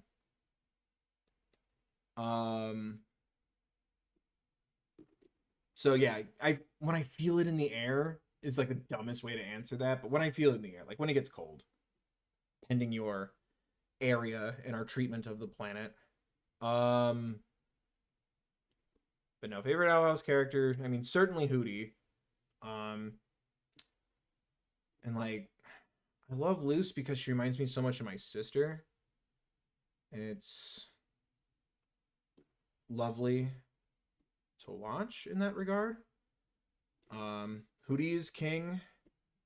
No pun intended. I guess I'd have to say Amity. Because I don't know why. I feel like whatever crazy formula they got right in Avatar for like you will not like this character at first because they are the antagonist to your main character, but like in the superficial way. But also they're going through some stuff. Turns out they're not that bad. Oh, turns out you want only good things for them.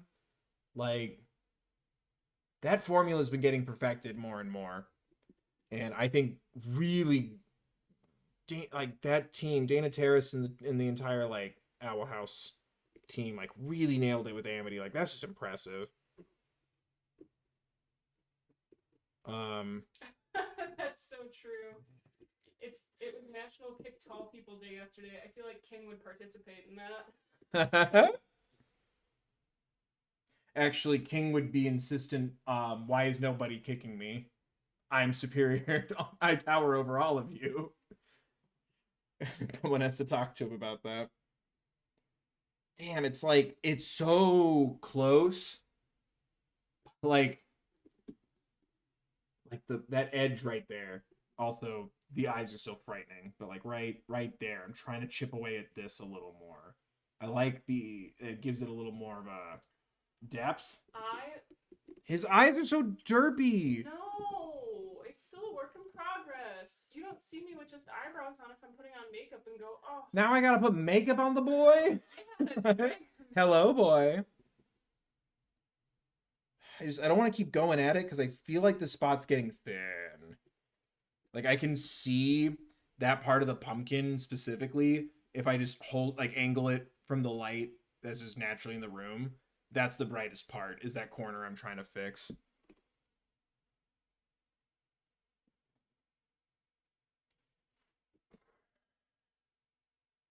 I guess I can leave it as an accent. It's just, it doesn't look intentional. It looks like I gave up, which is what's happening. No, if you once we put the candle in it, it's gonna look rustic. Yes, it is. Stop it. Or should the rest of it be this thin? That's pretty thin. I would leave it as is. You don't think I have more work to do on this boy? Hello, boy. Wait, let me see it again. Yeah, I know. He looks so crooked. I needed a stencil, but I'm learning how to use this boy. Do you want to light a candle to check the reference? Do we have a candle that'll fit in here? Yes. Oh, sweet. Yeah. You know, the one on the table. It's apple. I feel like the more I keep picking at the side, the thinner I'm making this corner. And the last thing, I'd rather see Hootie with, like, you know, a little battle scarring on him than like a hole in his face. Poor boy's been through enough.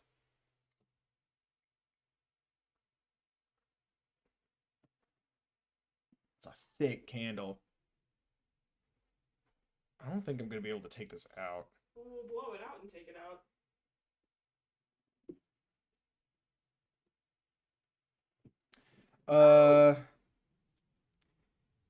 That's the only part that you can see through. If anything, I need to whittle on the other side of his cheek more. You can't see through that.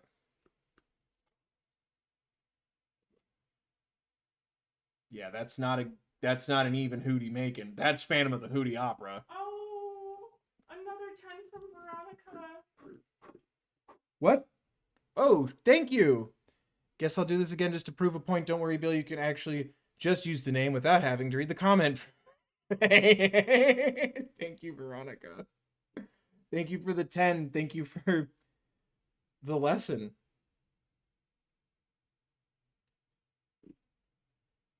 Thank you, though, for real. Both for the donation and for the assurance. Sorry. Playing with fire makes me nervous. Don't do that, children. Thank you, though, for the 10. I appreciate that. It was very kind of you. Do I keep messing with the Hootie? Or do I just leave him? Because half of him isn't glowing. So it's like Phantom of the Hootie Pra, or do I try to even out the cheek that now won't light up? Just try to even it out a tad bit. Okay. But no, thank you, Veronica. I appreciate that.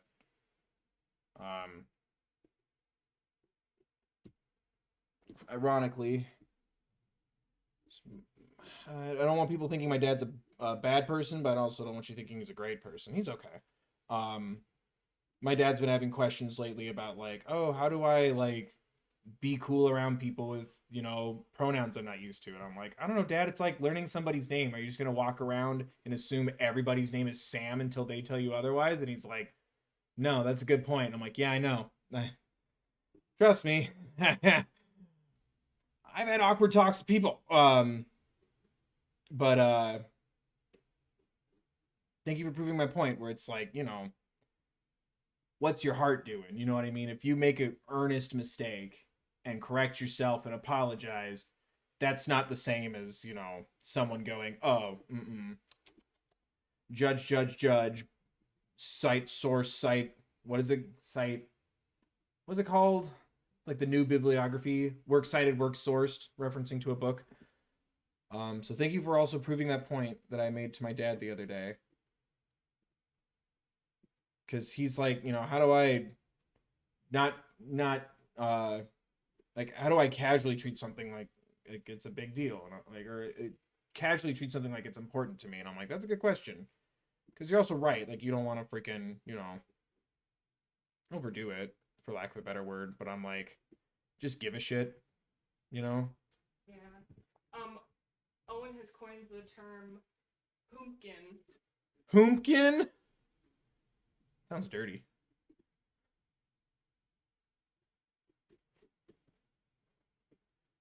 But I love it. True, hoot never dies. True hoot never dies. Love never dies, but everybody's just hooty. 10 years old. Hoot the hootie underneath.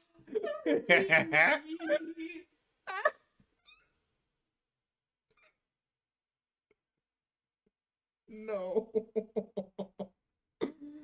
My son.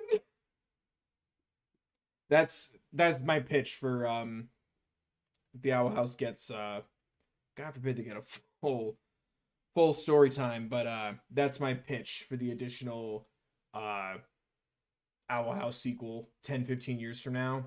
It's 10 years later, and it's everybody realizing that they should have treated Hootie better while he like dies saving everybody or whatever. So the end of the last season.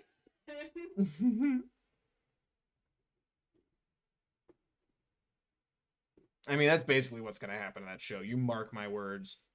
They all laughed. They didn't watch the video, and if they did, they laughed. The Hootie Hole theory is real. He is going to die for us, and then everyone's going to go, I knew it, while I'm going to be frantically clipping that video, going, see, I told you all along. Same with Amphibia if they go to Atlantis. Veronica wants to know who's your favorite character from She-Ra. She-Ra? Yeah. See, that's tough as hell, because, like, again, like, She-Ra didn't do it as smoothly, but, like, She-Ra did what She-Ra had to do. Because, I don't know, it's weird. I feel like I had a very different time experiencing She-Ra than everyone else, because there was no waiting. There was no, well, we'll see where this goes with this relationship vibe for me. Because I really loved Entrapta. Because, like, I don't know. There's something about, like, oh, you work with machines? Great. This is going to bite everybody in the ass at some point. But, like, it's never her intention, which makes it so much more complicated. You know what I mean? But I also really like, freaking, help. The freaking, the pirate boy. Because, I don't know, I love the fact that, like, all these freaking princesses of power and freaking, cartoon Hawkeye over here, and then just dude who's here to show up and, like, do his best to help out. Because he doesn't have, like, magic powers, right? But I also loved, freaking Chameleon NB, whose name I'm forgetting. Scorpia. Never mind. Screw everybody I just said. Scorpia. Veronica totally called that in chat. She said, I had a really odd experience with She-Ra because someone spoiled the ending. Love to hear Entrapta. I expected Scorpia. Oh, really? There you go. Yeah, I'm like, give me a minute, because like I said before, guys, I watched that whole show in, like, barely 2 days. It's a lot of blur and a lot of editing. Double Trouble, thank you. I also love Double Trouble. Oh, I love that like Mandalorian vibe of like somebody who's like kind of just out for themselves, the rogue, I guess, to not use Mandalorian as an example. Here's a great question. Favorite Infinity Train car? Oh shit. I really like the art gallery because it was spooky.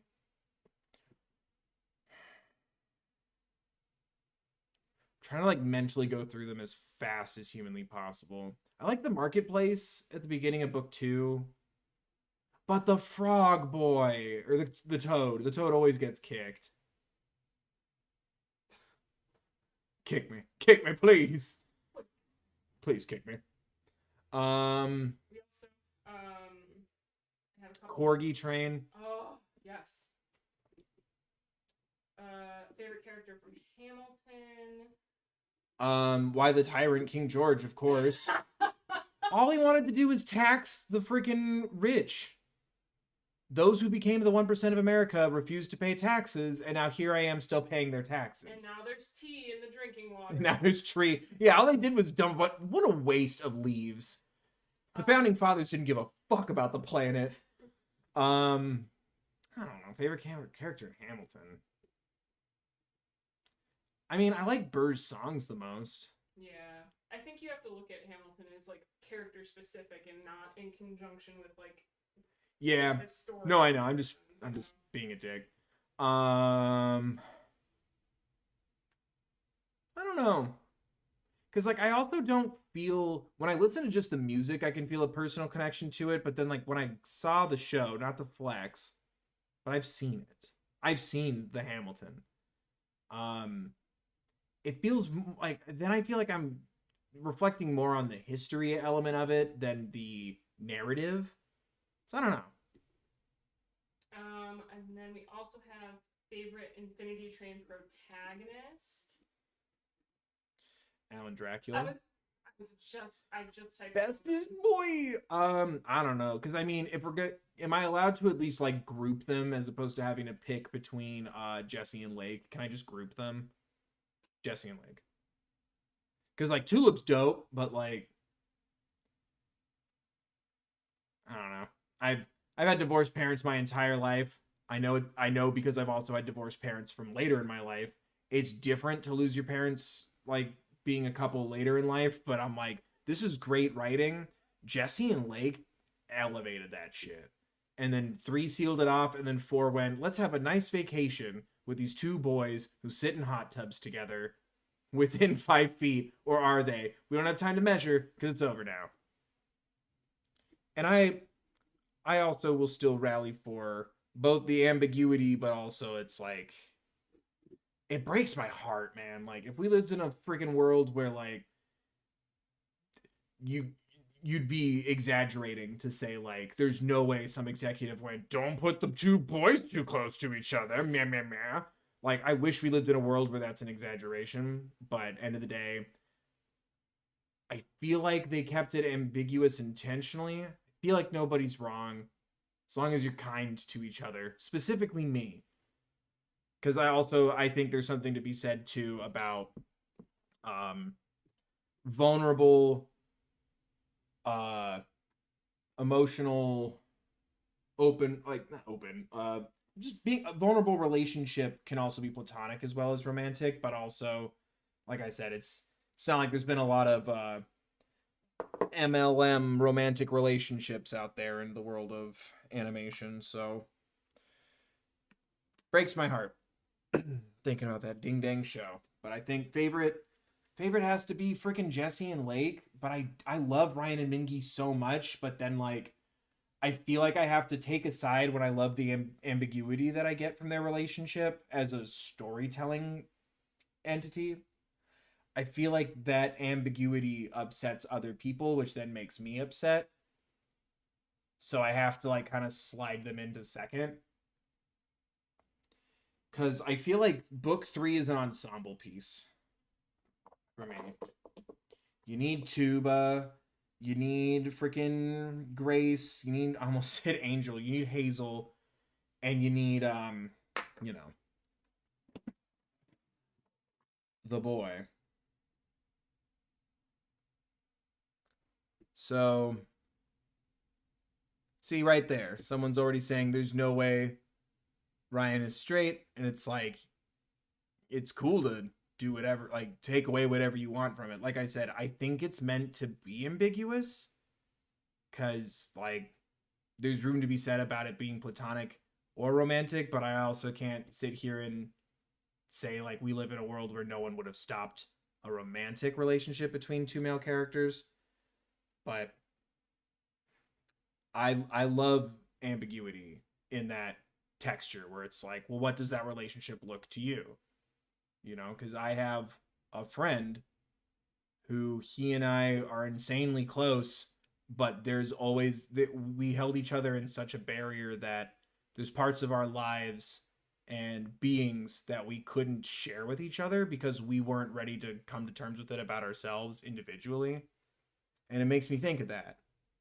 But then also, wouldn't I also want fictional or real? Wouldn't I also want two men to be in a healthy relationship if it was romantic as well as platonic? And I love the ambiguity there because, end of the day, communication, vulnerability, and emotional honesty begets a healthy relationship regardless, you know? And it's like, while I would, in any other show, I'd feel like that's some sort of jumping jacks, or not jumping jacks, what's the gymnastics, I guess? Emotional gymnastics for any show but Infinity Train, where you have freaking like Lake Story, you know? That's just me. But it's like I said, it's hard for me to like fully enjoy that book because I feel the pain through the ambiguity that I pick up on when I watch it. I just want everyone to be like happy about it. And like, you know, it's the internet. If I choose to reply to a comment, I choose to reply to a content, or a comment, but it's like someone got like really shitty with me in the comment section of that video, and I'm like, yo, I literally sat here and like gave, like I said, ambiguity, both sides of that coin. Nothing's really wrong here as long as you're taking away a healthy relationship good. And someone was like, I demand you pick something, essentially. And I'm like, then this isn't fun. Like, that's why, you know?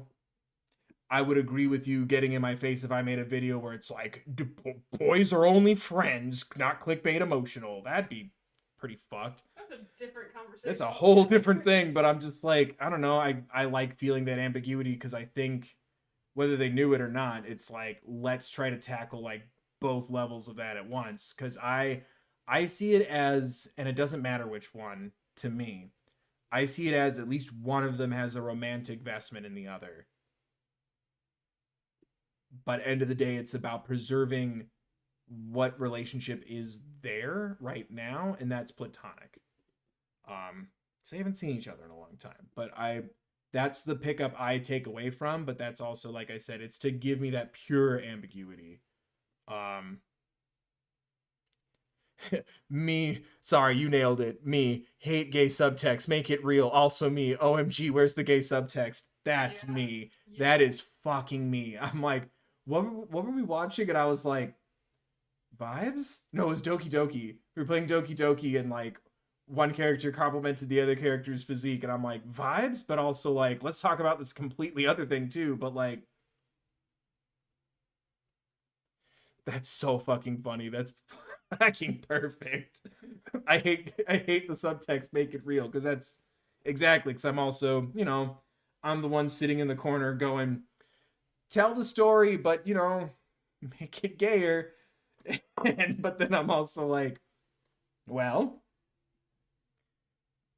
okay, not interested. Damn. But no, it's my favorite thing about it, but then it's something that, and that's also, like I said, when I choose to do a video about something, I have to be ready to relinquish a piece of that to the ether that is others. If I want something to stay the way it is in my mind, I should make a video about it. End of the day. So it's something I already kind of prepared myself to relinquish to the internet like that. But I kind of figured it more in a way of like someone from the opposing side of thought going, what do you mean ambiguous? They're just friends. Not someone who clearly agrees with me that there should be more queer representation in media telling me, no, you're wrong. This. And I'm like, this isn't fun either, but at least I'm not talking to a homophobe. But it's like, kind of sucked the fun out of it for me, and I just wasn't expecting it to come from that angle. But I also appreciate the lesson of brace yourself for impact, dude. Like, disappointment can come from anybody at any time. How's that look? Speaking of disappointment, it looks like he got punched, my poor boy. No, it His doesn't. eyes all swollen. Oh, It's just dear. allergies. Should I try to make the irises, or should I leave them be? Oh, should I try to do the beak, or leave it be? I think I should leave it be. I think this is as close as I'm going to get to Hootie without, like, putting something at risk.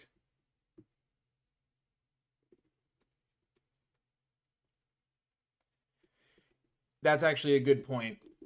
And again, this is just my takeaway, but asking me to pick between, like, to directly address one way or the other the relationship between Ryan and Mingy is like asking me, well, is Lake about being trans or non-binary? And I'm like, all of it. Like, it's about breaking outside of the binary choices in front of us. We're more than just ones and zeros. We're more than just numbers. Look at all these fractions and symbols on our hands. So it's kind of like that to me, where it's like, I think if you want to pick just one in the case of an argument, rethink it. If it's how you're, like your life, something that you're passionate about or experiencing, and you find that experience in that story, that's the point. Please enjoy. But it's kind of like that. It's like, why would I, the observer, observing observers, I can't pick one. I think both are important, and I think both are applicable here. But also, like I said, there's no experience for me personally to draw closest to. I am not a moth in a flame. You want to eat my pumpkin? But I am not drawn like a moth to a flame in that sense. So it's also easy for me to be outside looking at least where Lake is concerned. But it's like, it's kind of like that to me, where it's like, I think that's the beauty of it, is it's about widening that lens. So,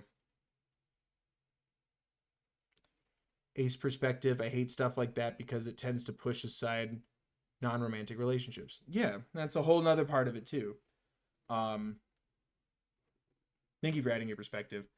But no, and that's why I like their dynamic so much, because it's interesting to me and it's enriching.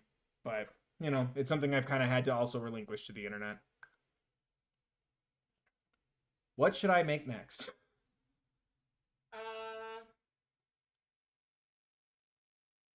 Hmm.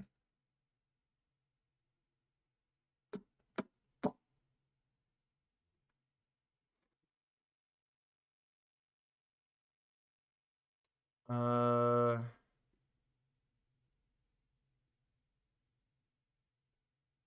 let's see. Since we're talking about Infinity Train, how about a nice 1-1? 1-1, also easy enough now that we're approaching 9 p.m. Now that we're what? Approaching 9 p.m. Yeah, right. I'm gonna do Van Gogh's, was it Water Lilies? There we go. I'm like, hello, give me my 1-1 boy. Oh, hello boy. What designs did you do last year? I did the Chromatica insignia, the BTS logo, specifically the open door one, and then an OO boy. That's right. I did an OO pumpkin. OOs. Or rather, the pumpkin's face was inspired by the shapes of an OO. It was an O, a W, and then an O, but then I made the W more in. There we go. Give me back so I can see. Do a Californian dollar. So a maple leaf? I'm trying to organize my desktop. No, I open it. Oh, we might have promised the BTS logo as well, because Owen said BTS logo, remember, and I think we might. I did it last time. Was it? It just didn't look good. Oh, the BTS logo, remember? Okay, it's just the way I read it. Remember your promise 50 years ago in exchange for shelter from the storm. Okay, so let's move chat back to where you were. and then no, move, and then 1-1. My reference point will hide behind chat. Yeah, there we go. Perfect. Now I can look at my reference, and I can look at chat, and I can look at me and make sure nothing weird happens. Okay. I guess it'll be more like the badge than 1-1 himself. But that's fine. I just have to do another damn circle. Oh my gosh. Clem can finally get her a Happy Meal if you draw McDonald's on the phone. Wait, oh my god, do a McDonald's? Or do the Happy Meal bag? Which, can we talk about how much that would bother me as a kid? Like, I wanted the actual, like, red box with the handles, and every time it's like, whoa, look at Ronald McDonald on a race car. Oh. No, if you have done this, any experience with tabletop role-playing games? We've played some before. Betrayal on the Haunted House Mansion. That's technically one, right? I guess so. That'd be a tabletop game. Yeah, but D&D and everything. D&D, not really. Yeah. Bless my sisters and some of my friends for trying to get me into more nerdy things like that. I could probably do it now. I definitely couldn't do it when I was younger. I'm just like, yo, I can watch Link do this shit. Yeah. Plus, like, there was a while, like, Lord of the Rings was the only time I really got into, like, a fantasy story that wasn't somehow tied to, like, the human world in some way. You know, does that make sense? Like, I forgot what book I was. Oh, the Dresden Files. I tried getting into that years, like, a long time ago, and it was like, you know, he needs like a buttercup to summon a fairy to ask it a question about a murder, and I'm like, too much. I don't understand half these words. I'm starting and stopping because I'm sure someone who loves this genre understands the F-R-A-E-R-E way of spelling fairy, but I'm like, my brain hurts. I have to stop and go and stop and go. It's absolute, or that more absolute fantasy, or I guess more of that kind of vibe. It doesn't do much for me personally. So then also adding in the element of use your imagination and pay attention to your friends. Like, goddamn. But when it's like simplified a little more for me, I do enjoy it. Like that game. What's it called? Betrayal on Manor Hill. Haunted ass high fantasy. Thank you. That's what I was thinking of. Already that genre is a little much for me recreationally at times, but then add in, like, there's no visual medium for me to keep up with, like watching a Lord of the Rings movie, and I'm just like, god damn, it's tough sometimes. They're like, everybody knows that ogres are strong against, trolls or whatever. I'm like, what do you mean everybody knows that? Leave me be. Like, we can why do we live in this binary society in this fantasy world? But it was, yeah, like Betrayal on Haunted Manor or something where a lot of it's already set up for you, and it's a matter of like what room you go into or whatever the hell. Something where like half of the work is done for me. I can really get into those. Betrayal on Bor Ragnarok. Betrayal on Jesus. You tricked me. So we're gonna do a bloop. And bloop.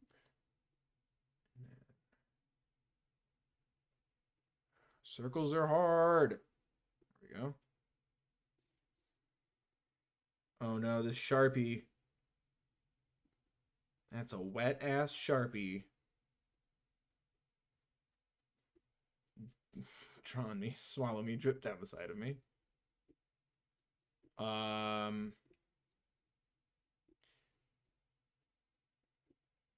that's just me though. Like, I was also, not even when I was like ostentatiously D&D, I also wasn't like that to people who liked it. It's just like at least I could step away enough to go like, hey, it's not for me. You know, because like my sister's super into D&D, and then subsequently my other sister got into it as well, and they like to hang up the phone on me because oh boy, you gotta go into the dragon to kill the dungeon, and it's like, all right. You gotta go into the dragon to kill the dungeon? Yeah, it's the joke. Oh, got it. I did it backwards to make the funny. Ha ha ha. That's why I'm a streaming nominated content creator. I'm not bitter. It's fine. Like, that stuff's not for people at my level. It just would be nice if there was maybe an award or a category, you know? But it's fine. It's fine. Do you like Stranger Things? Yeah. I hope they stick the landing. Because, that episode of season 2, man. There's some hoots in this hole. There's some hoots in this hole. Alright, Reynolds, the best. Certified hoot. 7 days of hoot. Wet ass hoot. Make that hootie game weak. Damn it. Wait. Right? No, It's Pullout Game.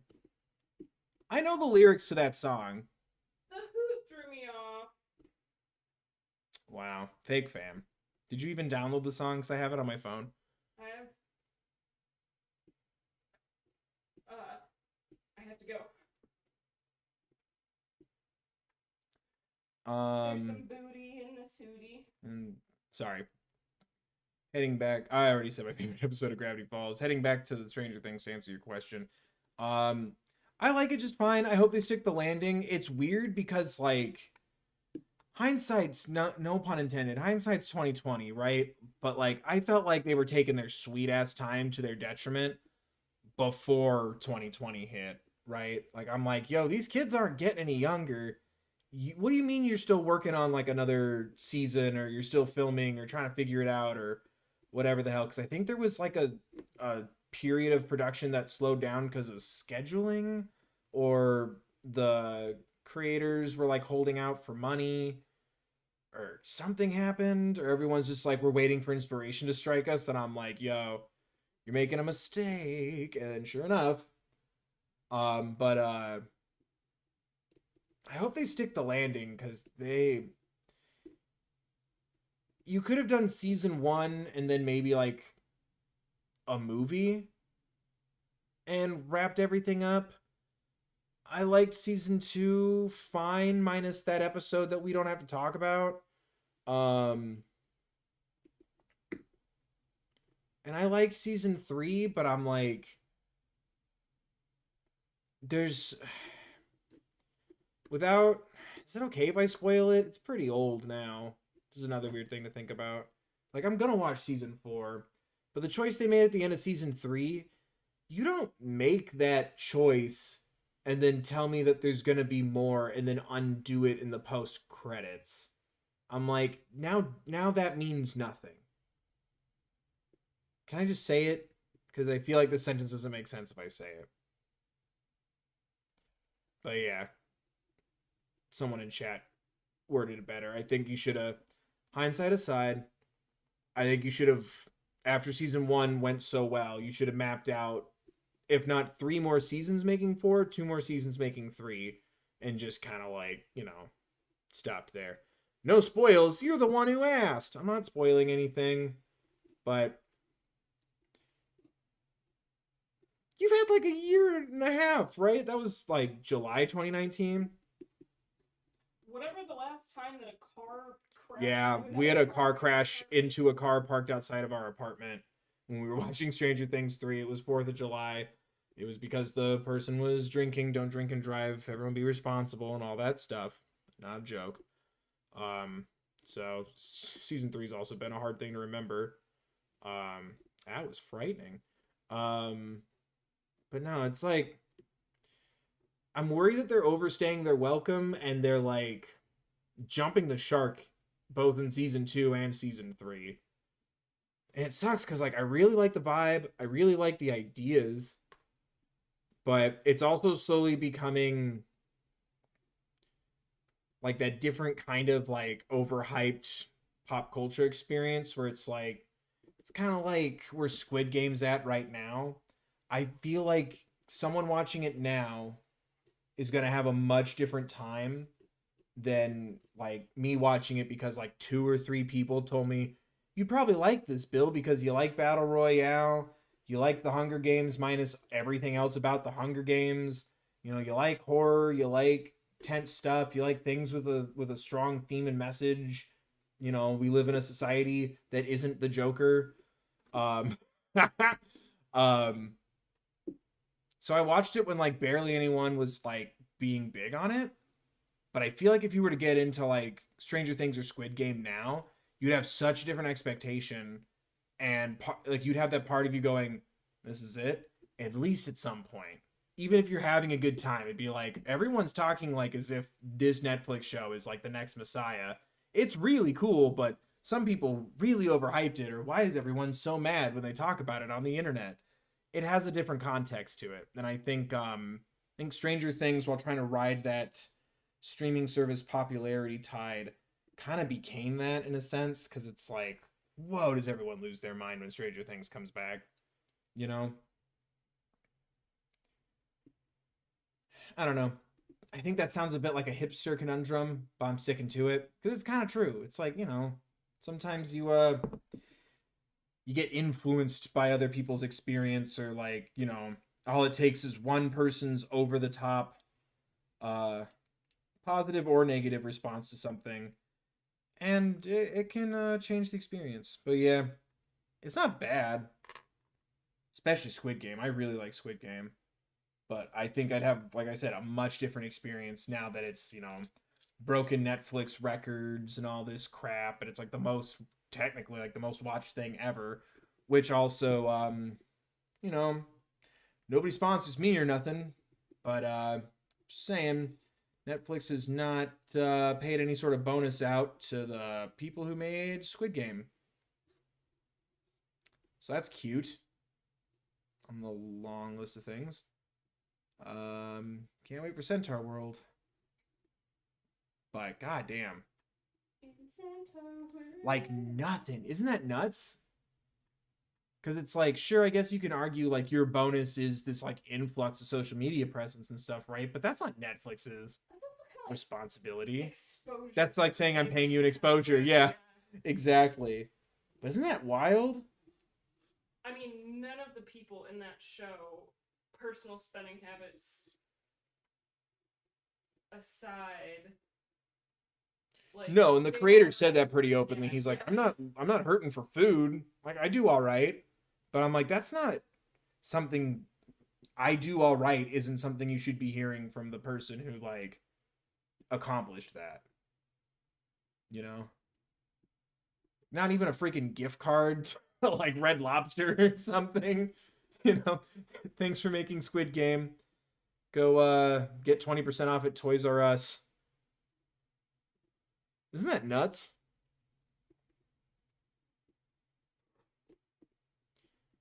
I think it's neat. South Korean media is getting pretty big in the West. Me too. It's like, I don't know. It's almost like as if we kind of dug ourselves a hole with remaking and rebooting all of our own shit. That when somebody goes, "Hey guys, I have something different or interesting to say or sing or do or present in media," it's like, wow, we're so starved for something freaking interesting that also isn't being like held back because it doesn't fit in. Did I say that? They don't sponsor me. They're not gonna reach out to me. I can say whatever I want.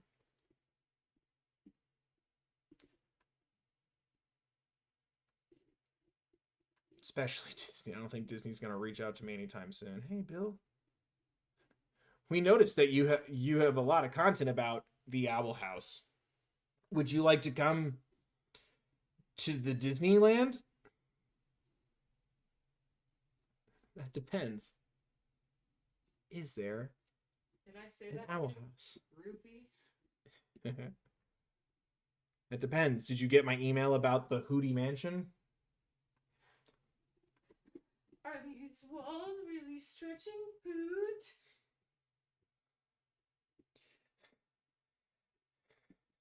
I'm getting ghosts. I'm trying to remember it.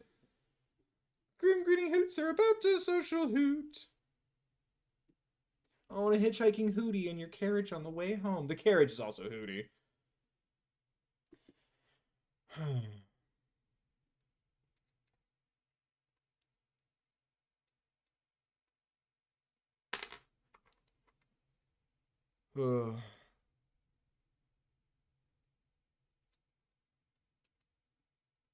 Oh, just get in there. Fuck, that's moving fast. Have you been to Disneyland or Disney World? Disneyland, yes. Disney World, no. I'm a West Coast boy. I also lived not too far from Disneyland for a little under a year between school and moving out here to the Midwest. So yeah, I went a handful of times. Have not, obviously, been going recently. Did not get a chance to check out that Star Wars biz all them kids are talking about. But boy, howdy, does it look pretty crazy. I don't know, because last time I went to Disneyland was like 2018. Yeah. Right? Yeah. And there wasn't even like the Spider-Man thing that's there now. It was just, here's a dude dressed as Spider-Man who will like kind of lean on this optical illusion wall where there's like little slats in it for your feet. So it looks like he's standing on the wall at this angle for a photo op. And I'm just watching just that, and I'm like, yo, 7-year-old me would have pissed his little pants. Spider-Man's real. Spider-Man's real, and Star Wars is going in right over there. 7-year-old me would have pissed. And I'm like, that's so cool that like kids get that stuff. I'd like to experience it at least once. I also don't do great in crowds. And also, you know, safety's more important to me than that. But no, I've never been to Disney World purely because of distance. Favorite Disneyland snack and ride? Snack and ride? Mm. Snack? I mean, it's only one thing to eat when you're in Disneyland. And it's for them bougie babies. Ride is Night Before Christmas Haunted Mansion. I've gone on that ride a lot. When I was in school in California and I went to visit family, more south in California, in the Orange County area, we had Thanksgiving, and then we made it an annual thing, because a family member, I guess a family friend, I was gonna say my family member had a friend who I also care for immensely. A family friend was able to hook us up with tickets to go. And it was like Black Friday, so everyone's out buying iPads and crap. And this was back before everyone was like in that kind of no. But we, like 3 years in a row, Black Friday, we would just go to Disneyland and there'd be like nobody there. Like, we'd have to go out of our way to find like the Matterhorn or something, or like or Space Mountain, because we wanted to stand and stop walking. We were just moving constantly. No wait for any ride. Like, we went on every ride in the park at least like 3-4 times a pop. I would just go on Haunted Mansion over and over and over again. It was awesome. And it was the holiday season, so it was Night Before Christmas Eve. That one is my fave. I love it so much. I got to go one year. My dad and my stepmom at the time, who's still my stepmom now, but they're no longer together, they worked extra jobs and stuff.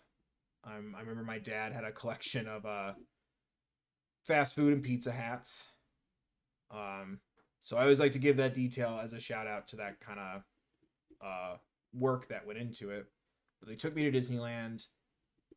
It was like 2002 or 3. It was like the first year, I think, or the second year that they ever did the holiday season biz, including Night Before Christmas. And I was in like 3rd grade, mid-elementary school, like 3rd or 4th grade. And yeah, I went on that ride even back then like dozens of times a day. Like, we were there for like 4 days, and I think I went on Night Before Christmas Haunted Mansion at least 50 times because I knew the whole spiel. My dad found like the prop where it's like fake like old parchment that tells you the story that the narrator tells when you're on the Night Before Christmas Haunted Mansion ride, and I recited it all off to him. Oh my gosh. Grace says, just wanted to say thank you, Bill, for your videos. You have helped me through some really hard times. Heart. Oh, thank you, Grace. I don't. Did it happen in chat while I was talking? Yeah. Oh, thank you, Grace. I appreciate that, and I hope you're doing all right. Sorry. Gray. Thank you, Gray. I appreciate that, and hope you're doing all right. Hope things get better. Let's see. Have you ever been to Six Flags? Have you ever been to Six Flags? No, I'm not a roller coaster boy. I get seasick. I get motion sick really easily. I think I did this backwards. I think I'm okay with that.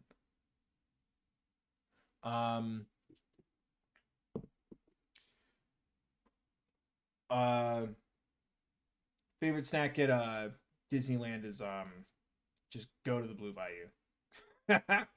Save all your money by not eating and splurge on one meal. Yeah, that's what I would do. Cause yeah, we weren't big snacky people. Like my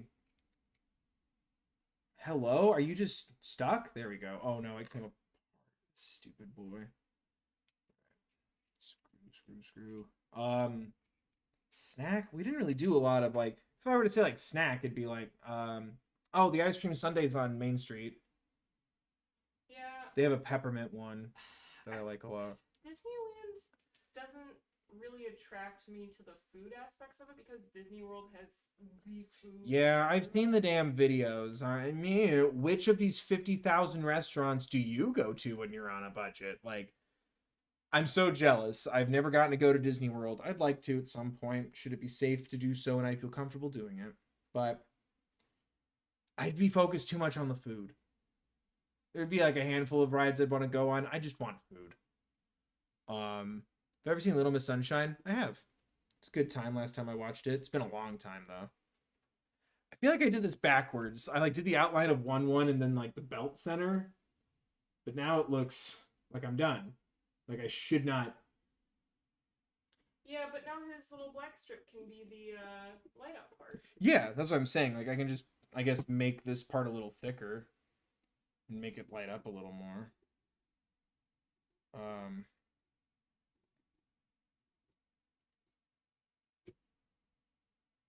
But yeah, I've seen Little Miss Sunshine a long time ago.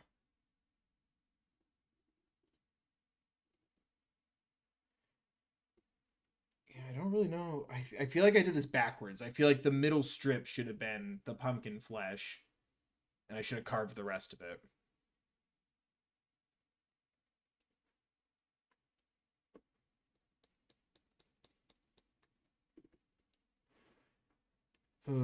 Yeah, I'm trying to think of what more I could do to this boy.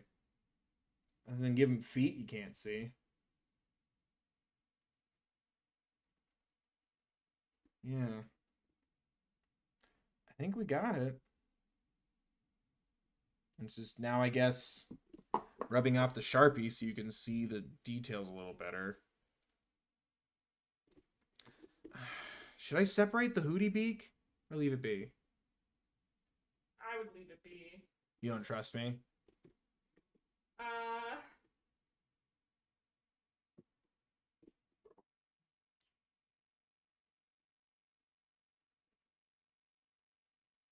Just hoping to get a little more in so you can see through it better.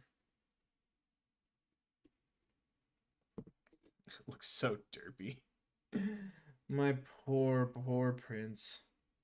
We will never know the secret of your singularity. And it hurts me.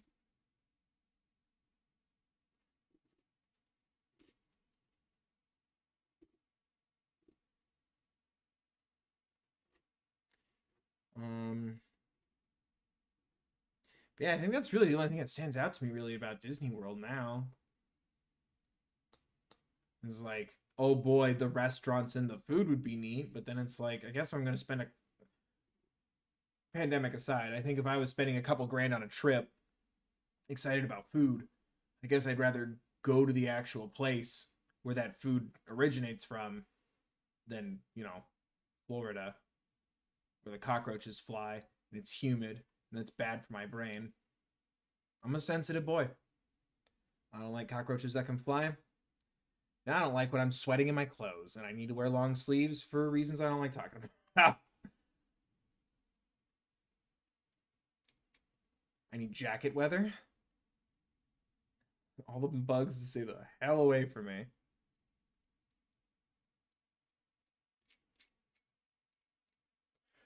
Right? Because I can't think of that much that's like really essentially different. Like, oh man, you've never. It's not like that's the only place you can go to Space Mountain, Or am I missing something? Other than the experience itself?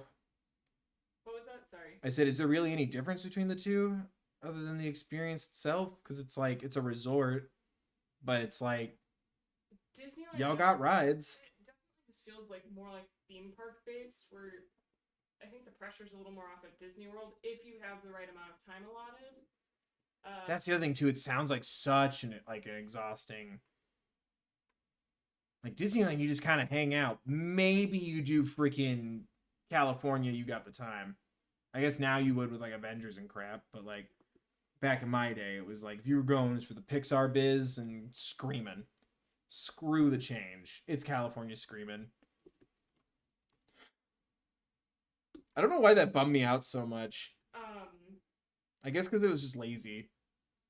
Also, like Getting credit coaster. Yeah, Disneyland cast members tend to have that more 9 to 5 vibe, where like the Orlando folks like are very much. They believe in magic. Have a beautiful magical day. The outside world doesn't exist. What do you mean? Yeah.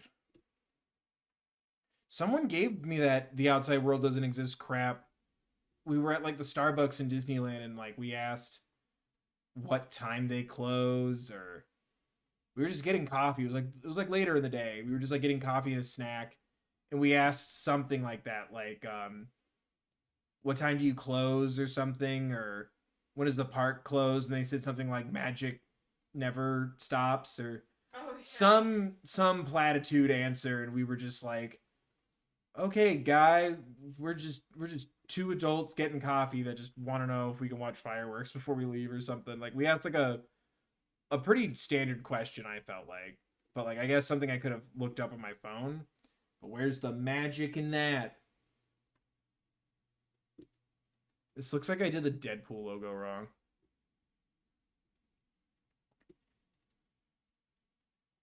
Right? Yeah, because the stripe just keeps going. So I'm almost done, and then I'll wipe off the Sharpie, because I almost got the circles fixed. I think I'm done. Did I upset anybody? No. Good. Also, we were at downtown Disney and Disneyland, and it was like a couple days before Black Friday, and I mentioned something with a cast member because it was super busy as we were checking out, and he goes, "That's right, Black Friday's coming up, great," and I was just like, that's hilarious. Are you? I'm so sorry. There's no God. Yeah. That's funny. And like no judgment, man. Like live your life and do your job, but it's like I don't know. I'd rather defend the person who's having a bad day than the person who's like so into it that they won't tell me what time it is.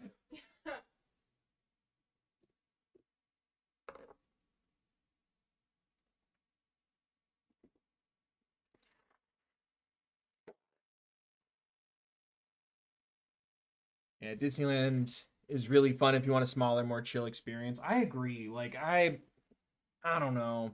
It just seems like too much.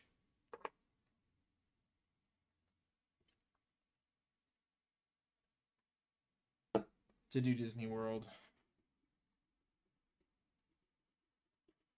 I'm just getting the Sharpie off my one boy.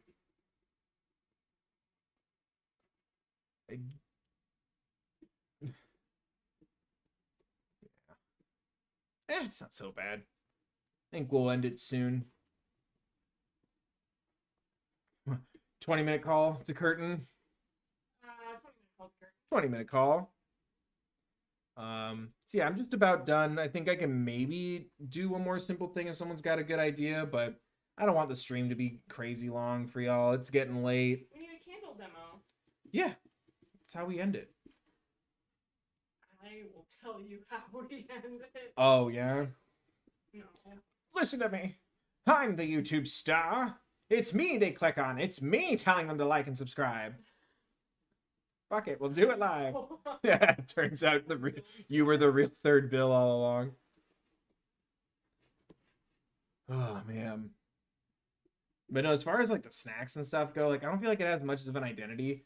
But I also don't think I ever had the Dole Whip there. Because it's like there's no culture in Disneyland. It's just Disneyland. At least our experience anyway. Like we were never the... I think the only thing we had to do was everyone who is in the group that's going with us, right? Everyone has their thing where it's like, I will be really upset if we don't go on X ride, right? And it's generally Haunted Mansion for me, Space Mountain for my stepmom. Pretty standard stuff. Calcifer! On the pumpkin? Aww. How the fuck am I supposed to do that? Calcifer technically goes inside the pumpkin, I guess. Yeah. The real Calcifer is the friends we made along the way. That's so complicated because he's such an elaborate boy. That's very true. Disneyland's culture is money. Boo. We all know that.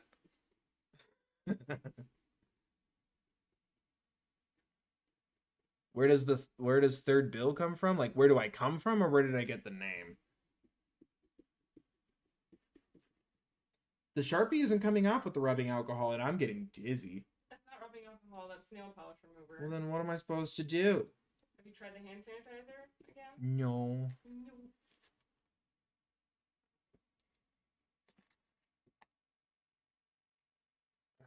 Opening it wrong. I'm getting dizzy. The fumes. Close it then, please. What? I said close the bottle up, please. This one? Yeah. It's nowhere near my face. I'm already dizzy.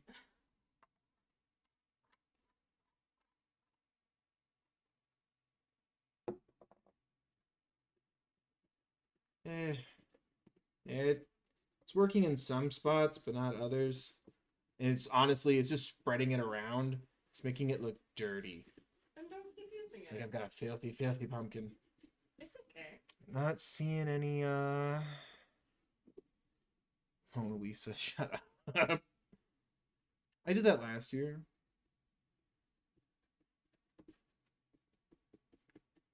Bill Hoofy Acetone live stream, like and subscribe.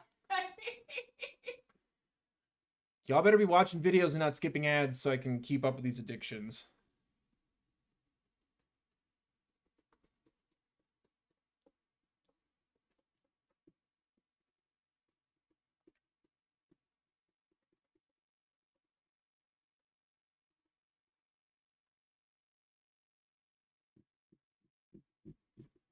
Yeah, I don't think it's going to get much cleaner than that. But yeah, there's my... It looks more like the badge, so we'll just say it's that. It's cute. The uniform. I'm trying to think of something I could do in 20 minutes other than just do a jack-o'-lantern vibe.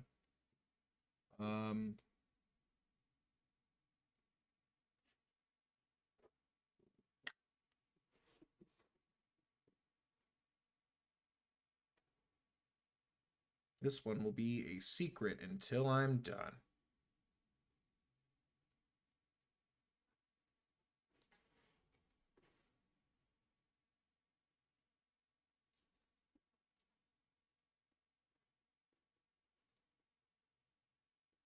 Oh, this pen is dead.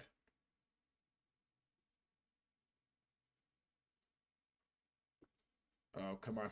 Are you doing the cool S? No, that's funny, though. You're much funnier than me. That might be tricky to do, though, because you don't... It's not like you're actively carving it. You'd have to, like, do dimension and stuff. Kind of. I mean, that's kind of what I've been doing this whole time, isn't it? Right, but I think it's a little trickier than...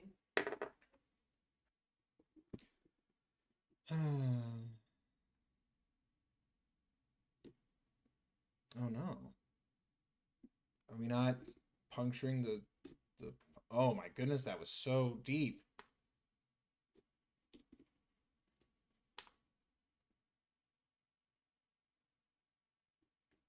It's way more pumpkin taking than I thought I was doing today.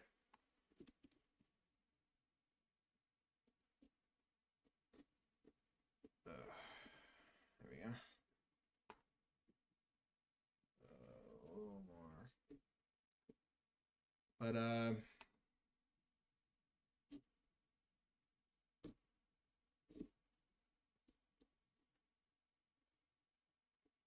Ah.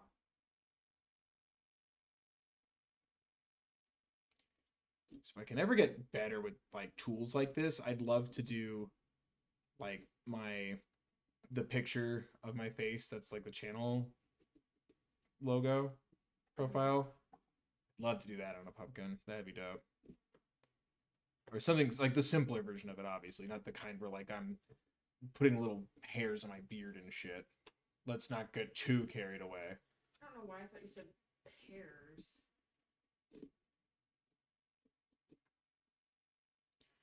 I don't know why either.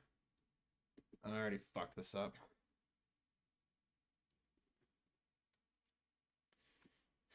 It's so wrong. Or not wrong, but like not accurate. You see another question or? It's just people still trying to come up with pumpkin ideas. Polly was one. Polly would be good. Not enough time for that. Especially since if you can always give up and do season 1 Polly. Yeah. I'm trying to make her feet for like 5 hours. I've only seen them like 10 times.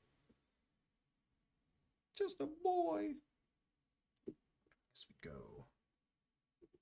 I don't know. I'm getting dizzy and I'm getting sloppy. And that's not a good combination. Oh, you know what would probably help? Huh. I'm gonna take some of the rags you used and toss them. Oh, thank you. Yeah. That'll probably help. I think I'm gonna give up. I'm getting too dizzy. This idea did not come out. I already screwed it up so bad. I'm gonna try. Cause yeah, it's like it's getting hard to. Or this thing just might be dull. I was gonna say you could have told it out already. It was like a $10 set. Yeah. Yeah, because it's like getting harder and harder to carve into it.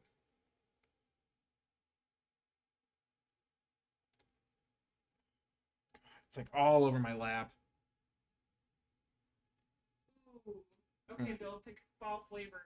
A fall flavor? Pumpkin or apple? Pumpkin. Is that it? That's all the fall flavors we could think of? That's the two that were given us choices. Oh, I thought you came up with that. No, that's nice if a stranger did it. I thought you were like, ooh, I had like how you said it. It was like, ooh, I have an idea. I'm like, is it like a personality quiz? What's going on? No, pumpkin over apple, I guess. Because I can have like apple. I feel like is appropriate whenever. Pumpkin, however, seasonal. Plus, I don't know. I like pumpkin spice more because also then when you get into apple, it's like, well, what kind of apple? And there is a right and wrong answer to apple stuff, and the answer might surprise you.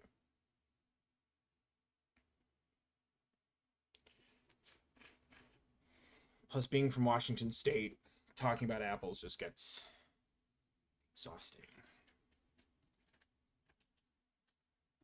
Cinnamon or chocolate? Probably chocolate.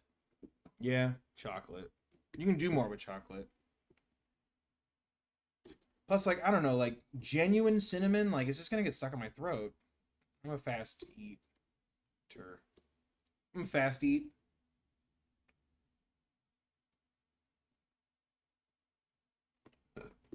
Excuse me.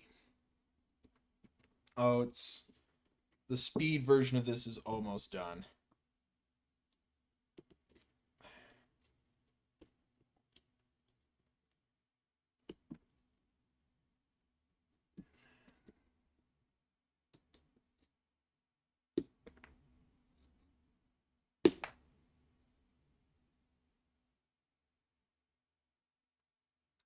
Well, something got hit behind me with a piece of pumpkin. Hopefully it doesn't show up on camera. It would. Okay.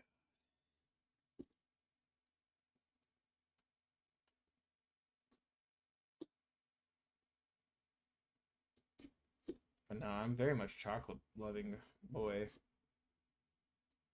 Oh, I just missed it on the playback. Dang it. What, where it landed? It hit Gaga. It did not. Did someone say it hit Gaga?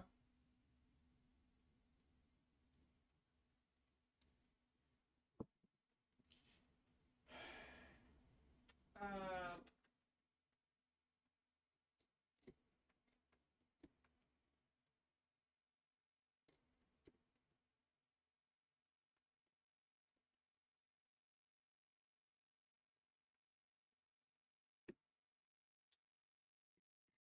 oh. Hmm. Hold on.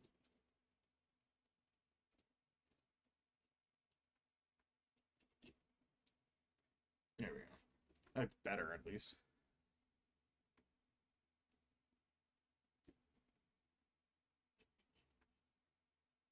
Luciano drew a pixel hoodie pumpkin Oh, and sent it to you on Twitter. that looks really good too. Jesus. That looks so good. It's been a minute since we've inspired artwork, or rather been tagged in it at least. But that looks lovely.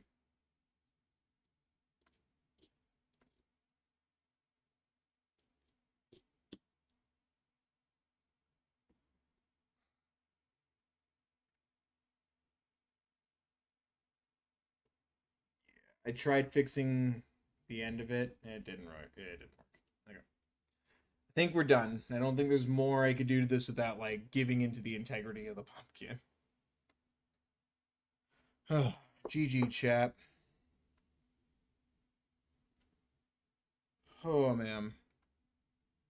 Let me get this crap out of my lap, and then we'll do the candle test one more time. It's on not my gamer chair. Gamer chair has pumpkin on. I'll never be able to 360 no scope with all these pumpkin flakes. Do you have a favorite flower? Pumpkin flakes at your local grocery store. What? Do you have a favorite flower? Favorite flower? Probably if I looked at it more. I've always been partial to roses. Shout out to my grandfather's, I guess now lost war between him and the deer that would eat his roses in his garden. I don't know. I like the vibe of sunflowers.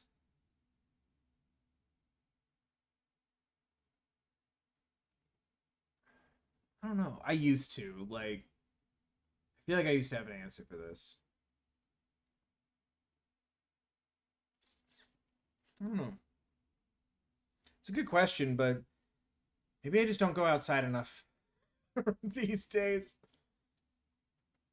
Because, like, when we used to, like, go camping and be tested on that kind of crap, I definitely had an opinion.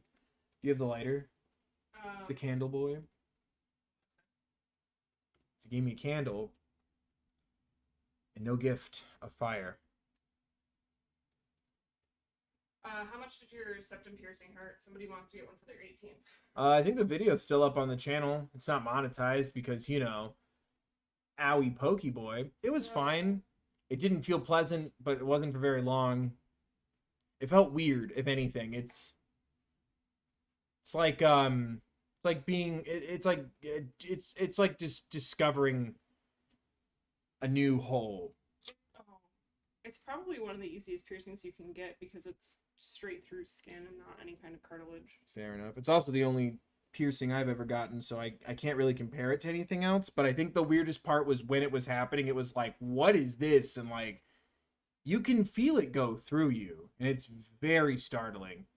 Without lifting it up, the one looks like the Smash Brothers It does. logo. Oh, that's what I should have done. I should have Sora for Smashed. I'm gonna turn off the lights real quick. So the candle. Spooky. Spooky. There we go. Okay, let's see how this looks. I'm gonna carefully lift you. We got our Hootie Boy. Only glows out of one side. And then... Looks so good. No, it doesn't. He looks like he got stung by bees on one side of his head. He's so misshapen. My poor handsome boy. And we got our Club 1-1 insignia. For 1, I guess. And then... I did this to say... Thank you. Thank you for liking and subscribing. Thank you for 150K, because I still haven't made that video I promised I've been making for over a year about my favorite things. But thank you. Thank you for supporting me on this channel, as well as the second channel. And, yeah, just nervous about the candle falling over. I'm also nervous about the freaking fire boy going off. That smoke detector is sensitive as hell. The YouTube button looks amazing. Thank you. It's my pumpkin YouTube button. But for real though, thank you guys. Still working on I don't know, having the headspace to talk about myself for that long, but I will make that video, I promise. Talking about some of my favorite stuff, music, as well as shows and things from the pre-trying to stand days. Things I found on my own that I would recommend, I guess, to others, I guess. I don't know if I want to word it that way, because, like, I don't know. I don't know what Rick Springfield's been up to recently, so I can't guarantee that he's not become a modern problematic figure on social media, but, you know, things I liked from before this. I promise to still do that. So every time I sit down to do it, I'm like, I'd rather talk about anything else but purely me right now, you know? But I will. Good God. Such a strange mess. The smell doesn't help either from the candle. I guess the smoke. Oh, thank you for being pogers, Nero. I appreciate you. I appreciate you guys hanging out. A couple more minutes and we'll say our goodbyes. But I have fun doing this. I hope you guys do too. And I'd like to make this a regular thing to do around sometime in October, before Halloween. I don't know. Keeps my mind off of stuff, and like I said, originally a video was supposed to drop this evening, and then we do this stream tomorrow, but schedules and things changed, and it's all good. So, still glad we got to do it tonight. I appreciate everyone hanging out, and thank you again, everyone who donated, as well as those who donated with their time. But thank you again. I really appreciate that stuff, guys. You know, it's there if you can and you want to. Please don't put yourself out. Please donate responsibly. That goes for me as well as everybody else. But it does go to things like bills and food and rent and things like that. Especially because that's new. But it does. It goes to the finances of being me, so I can keep focusing full time on content for y'all. Because yeah, the donations and stuff on the gaming channel pretty much stay over there, minus, you know, obviously if I need to, like, I need to pay the internet, but that goes to like games and stuff mostly. But no, the donations, as well as AdSense and stuff like that, you know, it goes to rent and food and bills. So thank you guys. Things I need. Hoping this thing keeps growing and can become, you know, sustainable, I guess is the word. A full-time sustainable thing. And I appreciate you guys who help me and watch stuff and watch and click and subscribe and send links and like my silly tweets and watch my silly videos. I appreciate you guys. It's weird feeling like that's closer and closer. Oh shit. Thank you, Kendall Ryan, for the 5. I appreciate it. Thank you for the wow sticker, but thank you for the 5, Kendall. I appreciate that. But no, that's where that stuff goes. So oh, thank you for being awesome. So I just want to say thank you for that stuff. You know, it's still the producer of this content is still my savings account, but we're getting really close to it making sense. You know, about I'd say halfway there once you consider in taxes and stuff. So I just want to say thank you for that. Like it's cool that that might be my reality, and it's getting closer and closer to my reality. So thank you for clicking on the stuff. And then TDG had to poop for 99 cents.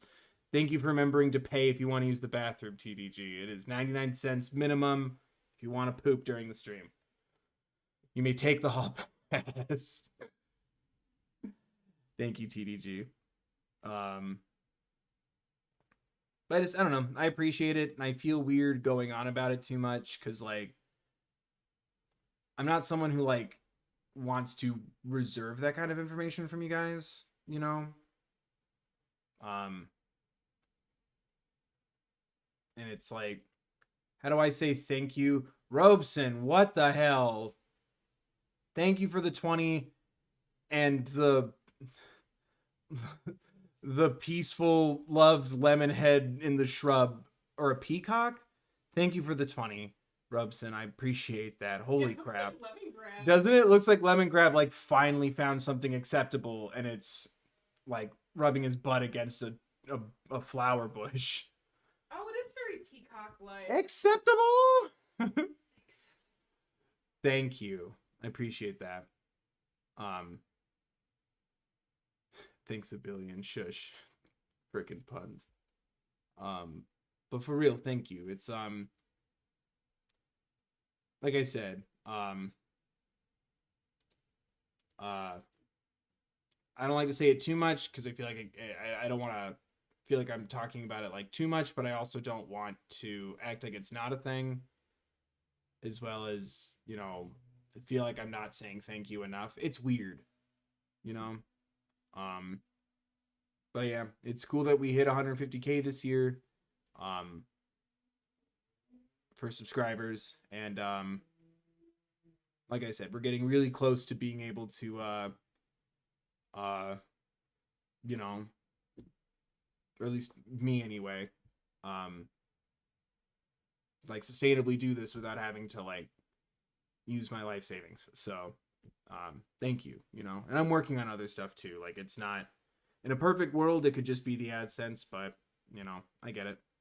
But I don't know, I appreciate that. Like, it's weird reflecting on, you know, doing this last year and how crazy it's been these last couple of years and everything. And it's like I still get to like do stuff, you know, with a goal in mind too. Like create and that people watch and stuff like that's, you know, it's an honor as well as like a wonderful privilege, and I hope it keeps like I said, growing to the point where I can, you know, be sustainable with it. And I'm working on things to do besides videos and stuff, and for the holidays we'll still be doing the fundraiser streams and stuff. I'm still working on specifics and what I want to do, but more on that. But you know, we've been tossing around ideas for like potentially doing merch next year or something, or what a Patreon might look like or something like that. but it's not something that would be on my radar or a tangible possibility without you guys. Um, so like, thank you. You know, it makes me really happy that my stuff uh, resonates with people and people seem to enjoy it. But that it's also kind of, you know, starting to turn into a potential like thing. It's really cool. And I don't know. I wish I could do every idea in every video every day all the time and everyone would watch it. But I appreciate everyone hanging in, you know, trying to just follow my gut and make stuff, but also understand when to take a break. Sarah, thank you for the 5. I appreciate that. Thank you. But you know, when should ever we come to a point where things are going like real good, I'll also be transparent about that. But you know, we're getting really close. Like I said, about little around like halfway, I'd say, once taxes are taken out, to being able to just cover like my share of you know, my expenses every month, bills and rent and food and stuff. I just want to say thank you because again, I don't like talking about it too much. I'll leave it there.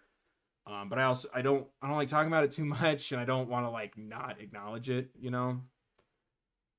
Because like elephant in the room, you watch the videos, you click on them, you watch over half of it, you hit the like button, you leave a comment, you help it feed into the algorithm. That will keep me fed. Whoa. Thank you, pseudonymous entities. Pseudonymous. Pseudonymous. Okay. You are seriously a beautiful human being. I hope you know that. You always brighten my day. Thank you. I really appreciate that, pseudonymous entity. Thank you.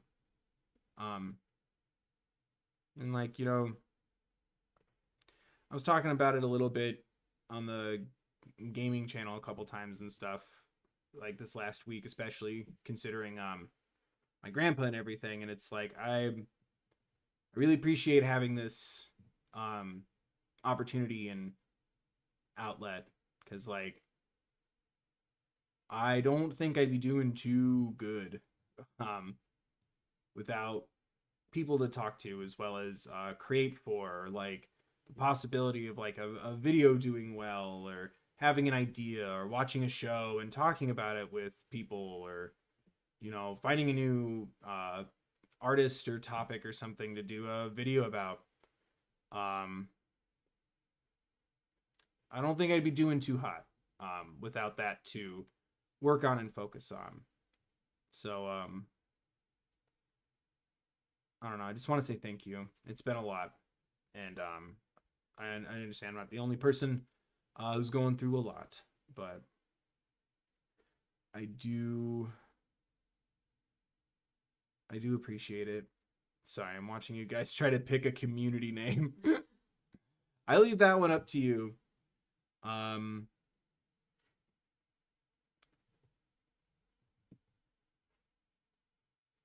But oh, thank you. Yeah, everyone's reminding everybody. Don't forget to subscribe to the gaming channel if you're interested in that. I stream there twice a week. We're still doing some more spooky games, but we also do chill stuff, like Stardew Valley and oh, there was another really like weirdly laid back. Oh, Deltarune. I was gonna do that soon, probably November.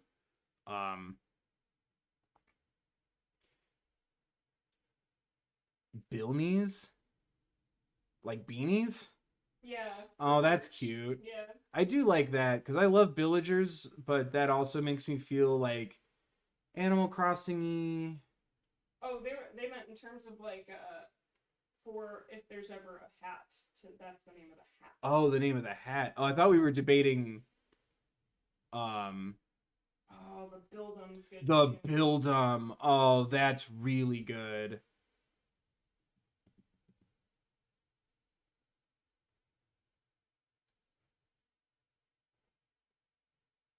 This isn't real money, but the intent is there. It's okay, man. Like it, as long as you're doing the responsible thing with your donations, you know, like it's okay. Like if you can and you want to, dope. If not, you know, you gotta hang on to your money so you can pay for internet and pay for electricity, so you can watch my videos and my streams.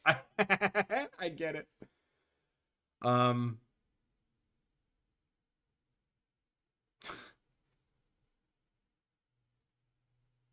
but yeah, if you want to hang out over there, that's where I do streams and stuff. Where we play games and stuff. It's a lot more interesting. Whoa, Kendall, thank you again for another 5. Had a really rough day and was feeling pretty numb and defeated. Saw you were streaming. Thanks for being a calm and encouraging presence. Well, I hope things get better for you. I'm sorry today was rough. Um, and I'm glad I could help, and I hope you find more of that calm and encouragement. But thank you for the 5, and I hope everything gets better. I'm sorry to hear that. You're having a rough day. No, not the Bildos. Don't. I had a freaking former boss call me that, and I'm like, he's like, you don't mind it when I call you that? And I'm like, oh, I absolutely do. Thanks for asking. Oh, I forgot about Don't that. you remember? He would do a lot of bad stuff, and when I said something about it to a different manager, suddenly I didn't have half the shifts I used to have. It's fine. See something, say something, but HR is not your friend. With love and peace from Trigun himself. But no, thank you very much.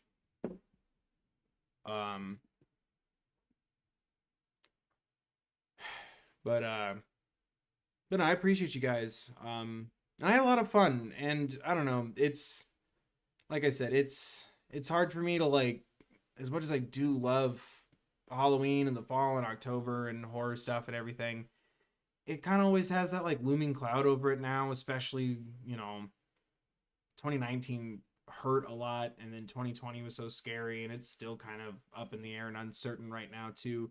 It's been nice to kind of find some virtual traditions too, but I promise I'm staying hydrated. What? The Also the Bilxorcist? That looks like Bill X Orcist. Like whatever an Orcist is, it's being shipped with me. They're being shipped with me.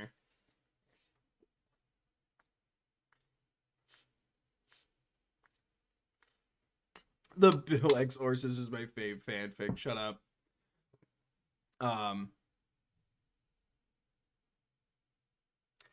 No, it's cool. Someone else, like, it wasn't about just me. I was told something, saw something, said something, added in my own experiences, and they went, oh, we will tell HR, and I think by HR they just meant they'll cut my hours and hope I leave. It's fine. That was 2016. What a different time. But I don't know. It's nuts. But no, I appreciate you guys, like, because I'm applying, I'm looking, and no one's really hiring, and if they are, it's part-time, no benefits, or minimum wage, or I hate saying the term overqualified because I don't think anyone could be overqualified for anything, but, like, given the work experience I have office-wise, as well as in the positions that I've held, I deserve at least full-time above minimum wage and benefits, but, like, no one's offering that out here anyway. And I have something else to focus on, and I appreciate that. When I don't get contacted back, or an interview doesn't go too hot, or an application doesn't get read, I still have other options right now and other things to do, which is this. So I appreciate you guys for that. Bill X Orcist. That seems like I'm some sort of, like I'm like a demon slayer. I do like Threebs a lot. I couldn't tell you, just like how Villagers makes me wonder, is that offensive? Threebs also makes me wonder if that's offensive. But I love Threeb. Am I allowed to love Threeb? Yes. where do I get that information to know if threeb is offensive? Because if I just start a video with, hey guys, welcome back, I'm Bill, shout out to my threebs, this is trying to stand, someone's gonna go, what the fuck's a threeb?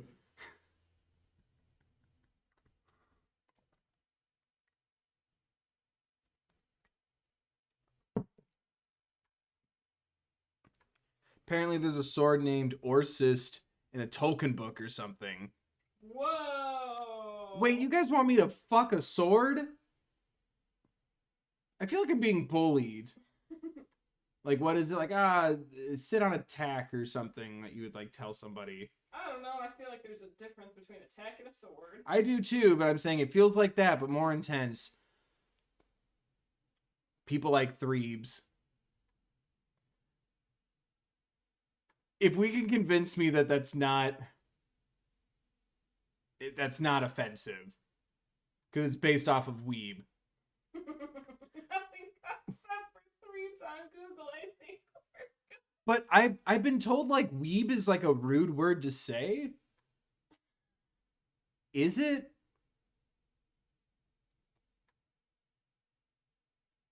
What the fuck is a threeb? You might be if you don't watch it. Everyone's starting to warm up to it. Threeb sounds like a slur for toddlers, but I like it. A slur for toddlers? I mean, I'd be really proud of that toddler to learn the terrible threebs. Or you say terrible threes or terrible threebs? Threebs. We're the threebs, we've claimed it now.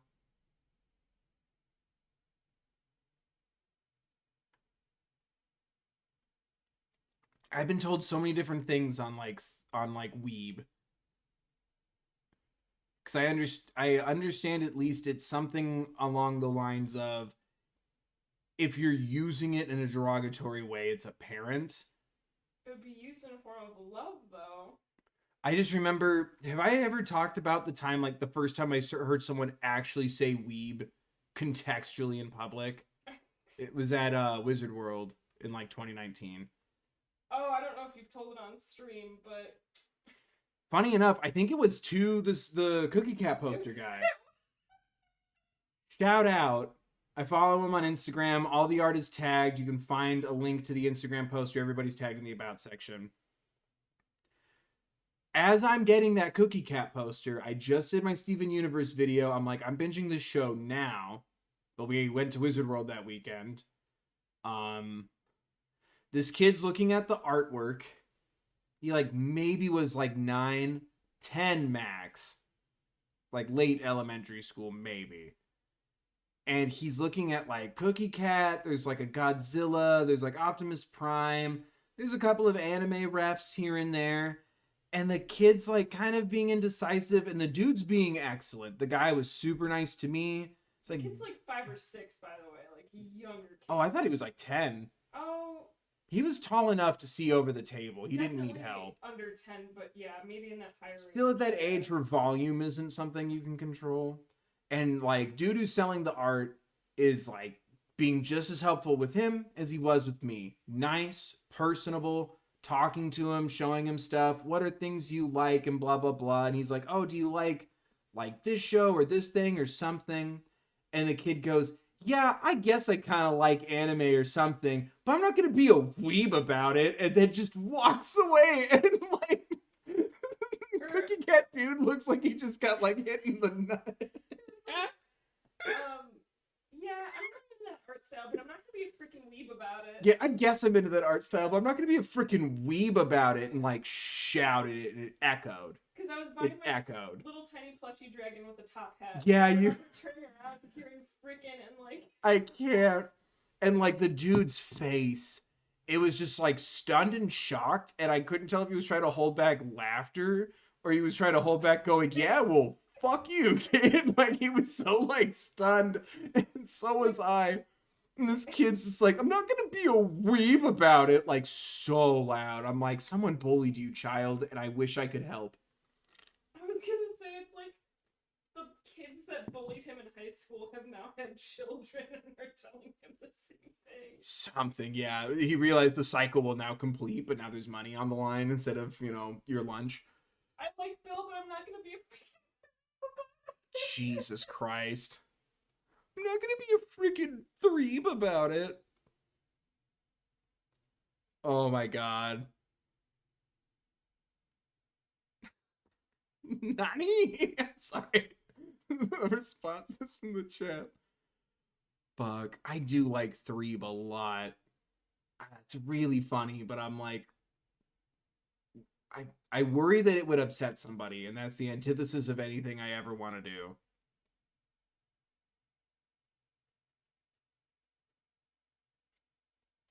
But is it a derogatory word, or is it just like It's just for. it's a denomination of nerd? It's a non-Japanese person who is obsessed with Japanese culture and anime. Oh, it's a term for like anybody, but I thought it was a term for like regardless of your ethnicity, you're into that stuff. I don't think so. Not from what I'm reading. Yeah, if it's about an outside appreciative source, I don't feel as guilty. If it was like anybody, including someone in like from Japan, loving this stuff would be a weeb, I'm like, I feel like we're making fun of people. If it's the term for us, that makes me feel a little less guilty.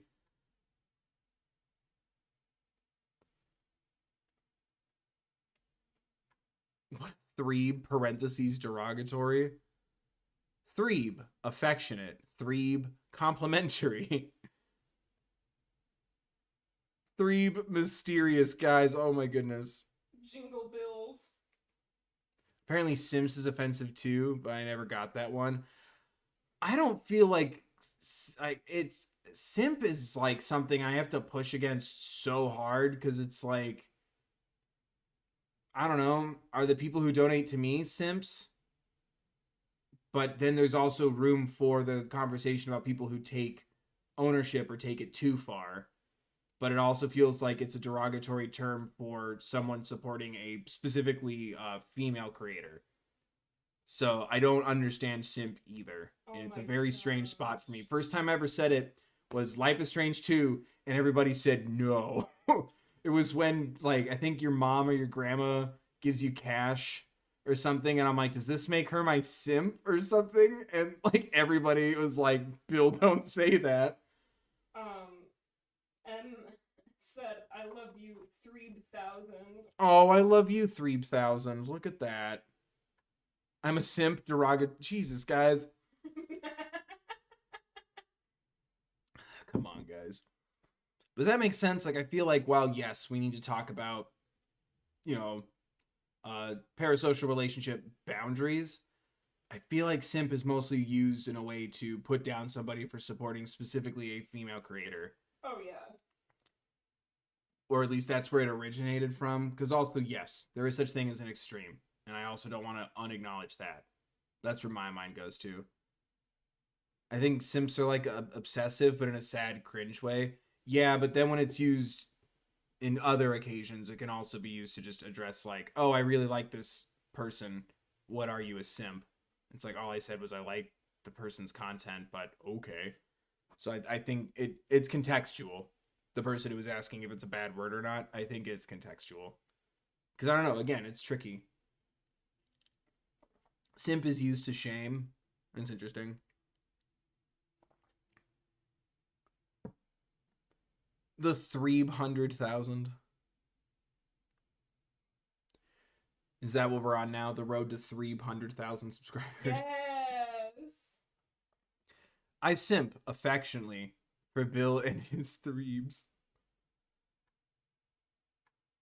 I mean, I heard it first from Wilbur, and he says the word as a compliment, so I'm just muddled on what the word means. I think it's context. But I think it is used to somehow construct an insult for someone, even if they're genuinely, respectfully supporting somebody. And that's where that word gets like iffy for me. 3 simp nation rise. Is it not also shorthand version of dweeb? Oh, we're going back to weeb, huh? Is weeb connected to dweeb? I always knew weeb is like, look at him tremble, he's just mad because I dissed his waifu. Or whatever that TikTok trend was. Audio will never leave my head. It's always in my brain. And like the patter of it too. Ah, look at him tremble. Like all of it. It could be my vocal warm up at this point. That's it. He's gonna burst a blood vessel because I dipped his waifu. Yeah. Fuck you. Dude, TikTok is the devil.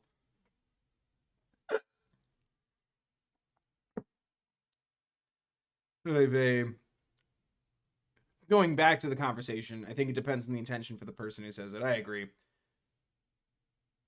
And I don't know.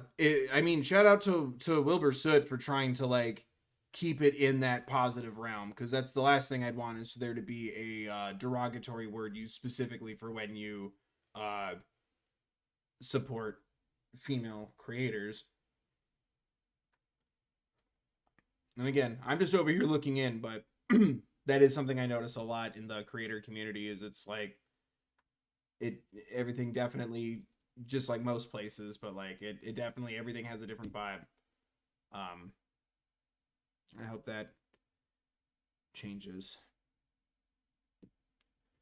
Weeb started as short for weeaboo, but weeaboo is slightly more offensive. So if the full word is offensive, wouldn't also the shorthand version of it be? Is threebs gonna be upsetting to people? We will look into it. Okay.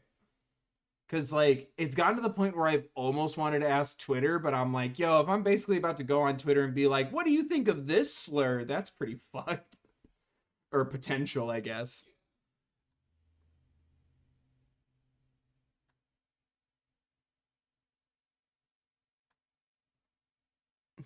TikTok's banned here.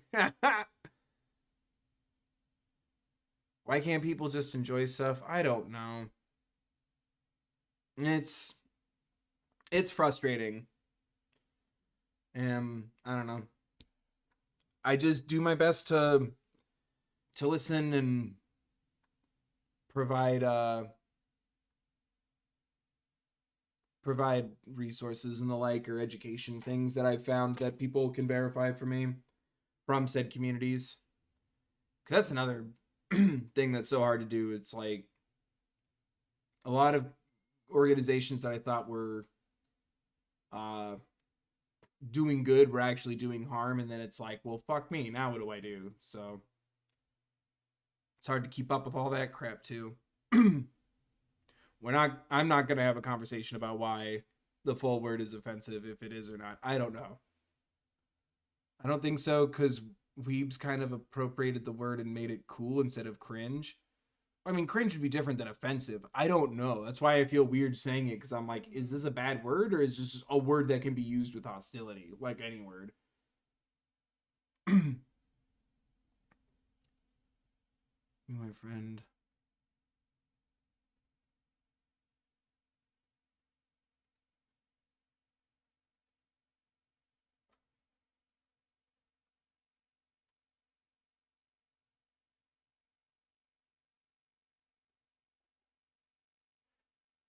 Oh my god, it's just a bunch of upsetting stories now about bad things we've been called.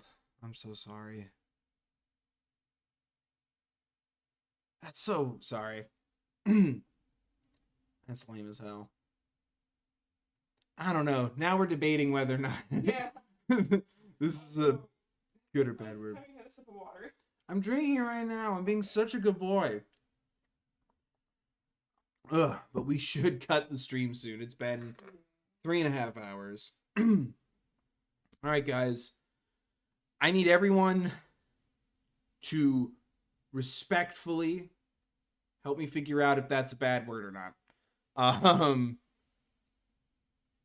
Came from the webcomic The Perry Bible Fellowship, in which the word had no meaning other than something unpleasant. Apparently it was installed as a filter on 4chan to replace something more offensive.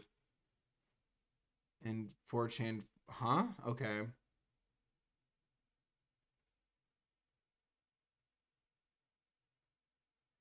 we'll keep brainstorming then. If we can't clear the term, we'll keep searching and brainstorming. This is a weird place to end the stream, but I feel like we gotta cut it soon.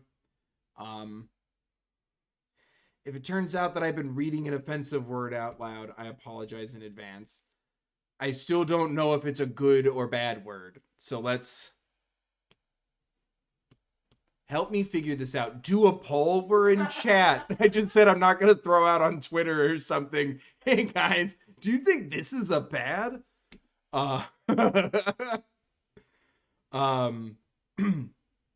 We'll keep doing some research. Let's do the right thing. Let's educate ourselves. I highly recommend everybody educate ourselves. I am not doing a poll. I will lead by example and do some research on my own. I encourage everybody to do the same. Help me figure this out. Because if it's not an offensive word, I love threebs. But if it's rooted in something negative, that is the antithesis of what we do. That being said, I hope everyone is doing well. Appreciate you guys for making me laugh. And again, apologies in advance if that ended up being a bad or rude word, I'll say. Because I can't imagine it's like, I don't think this many people would be like, that word's fine. And then it's like, no, it's not. But we'll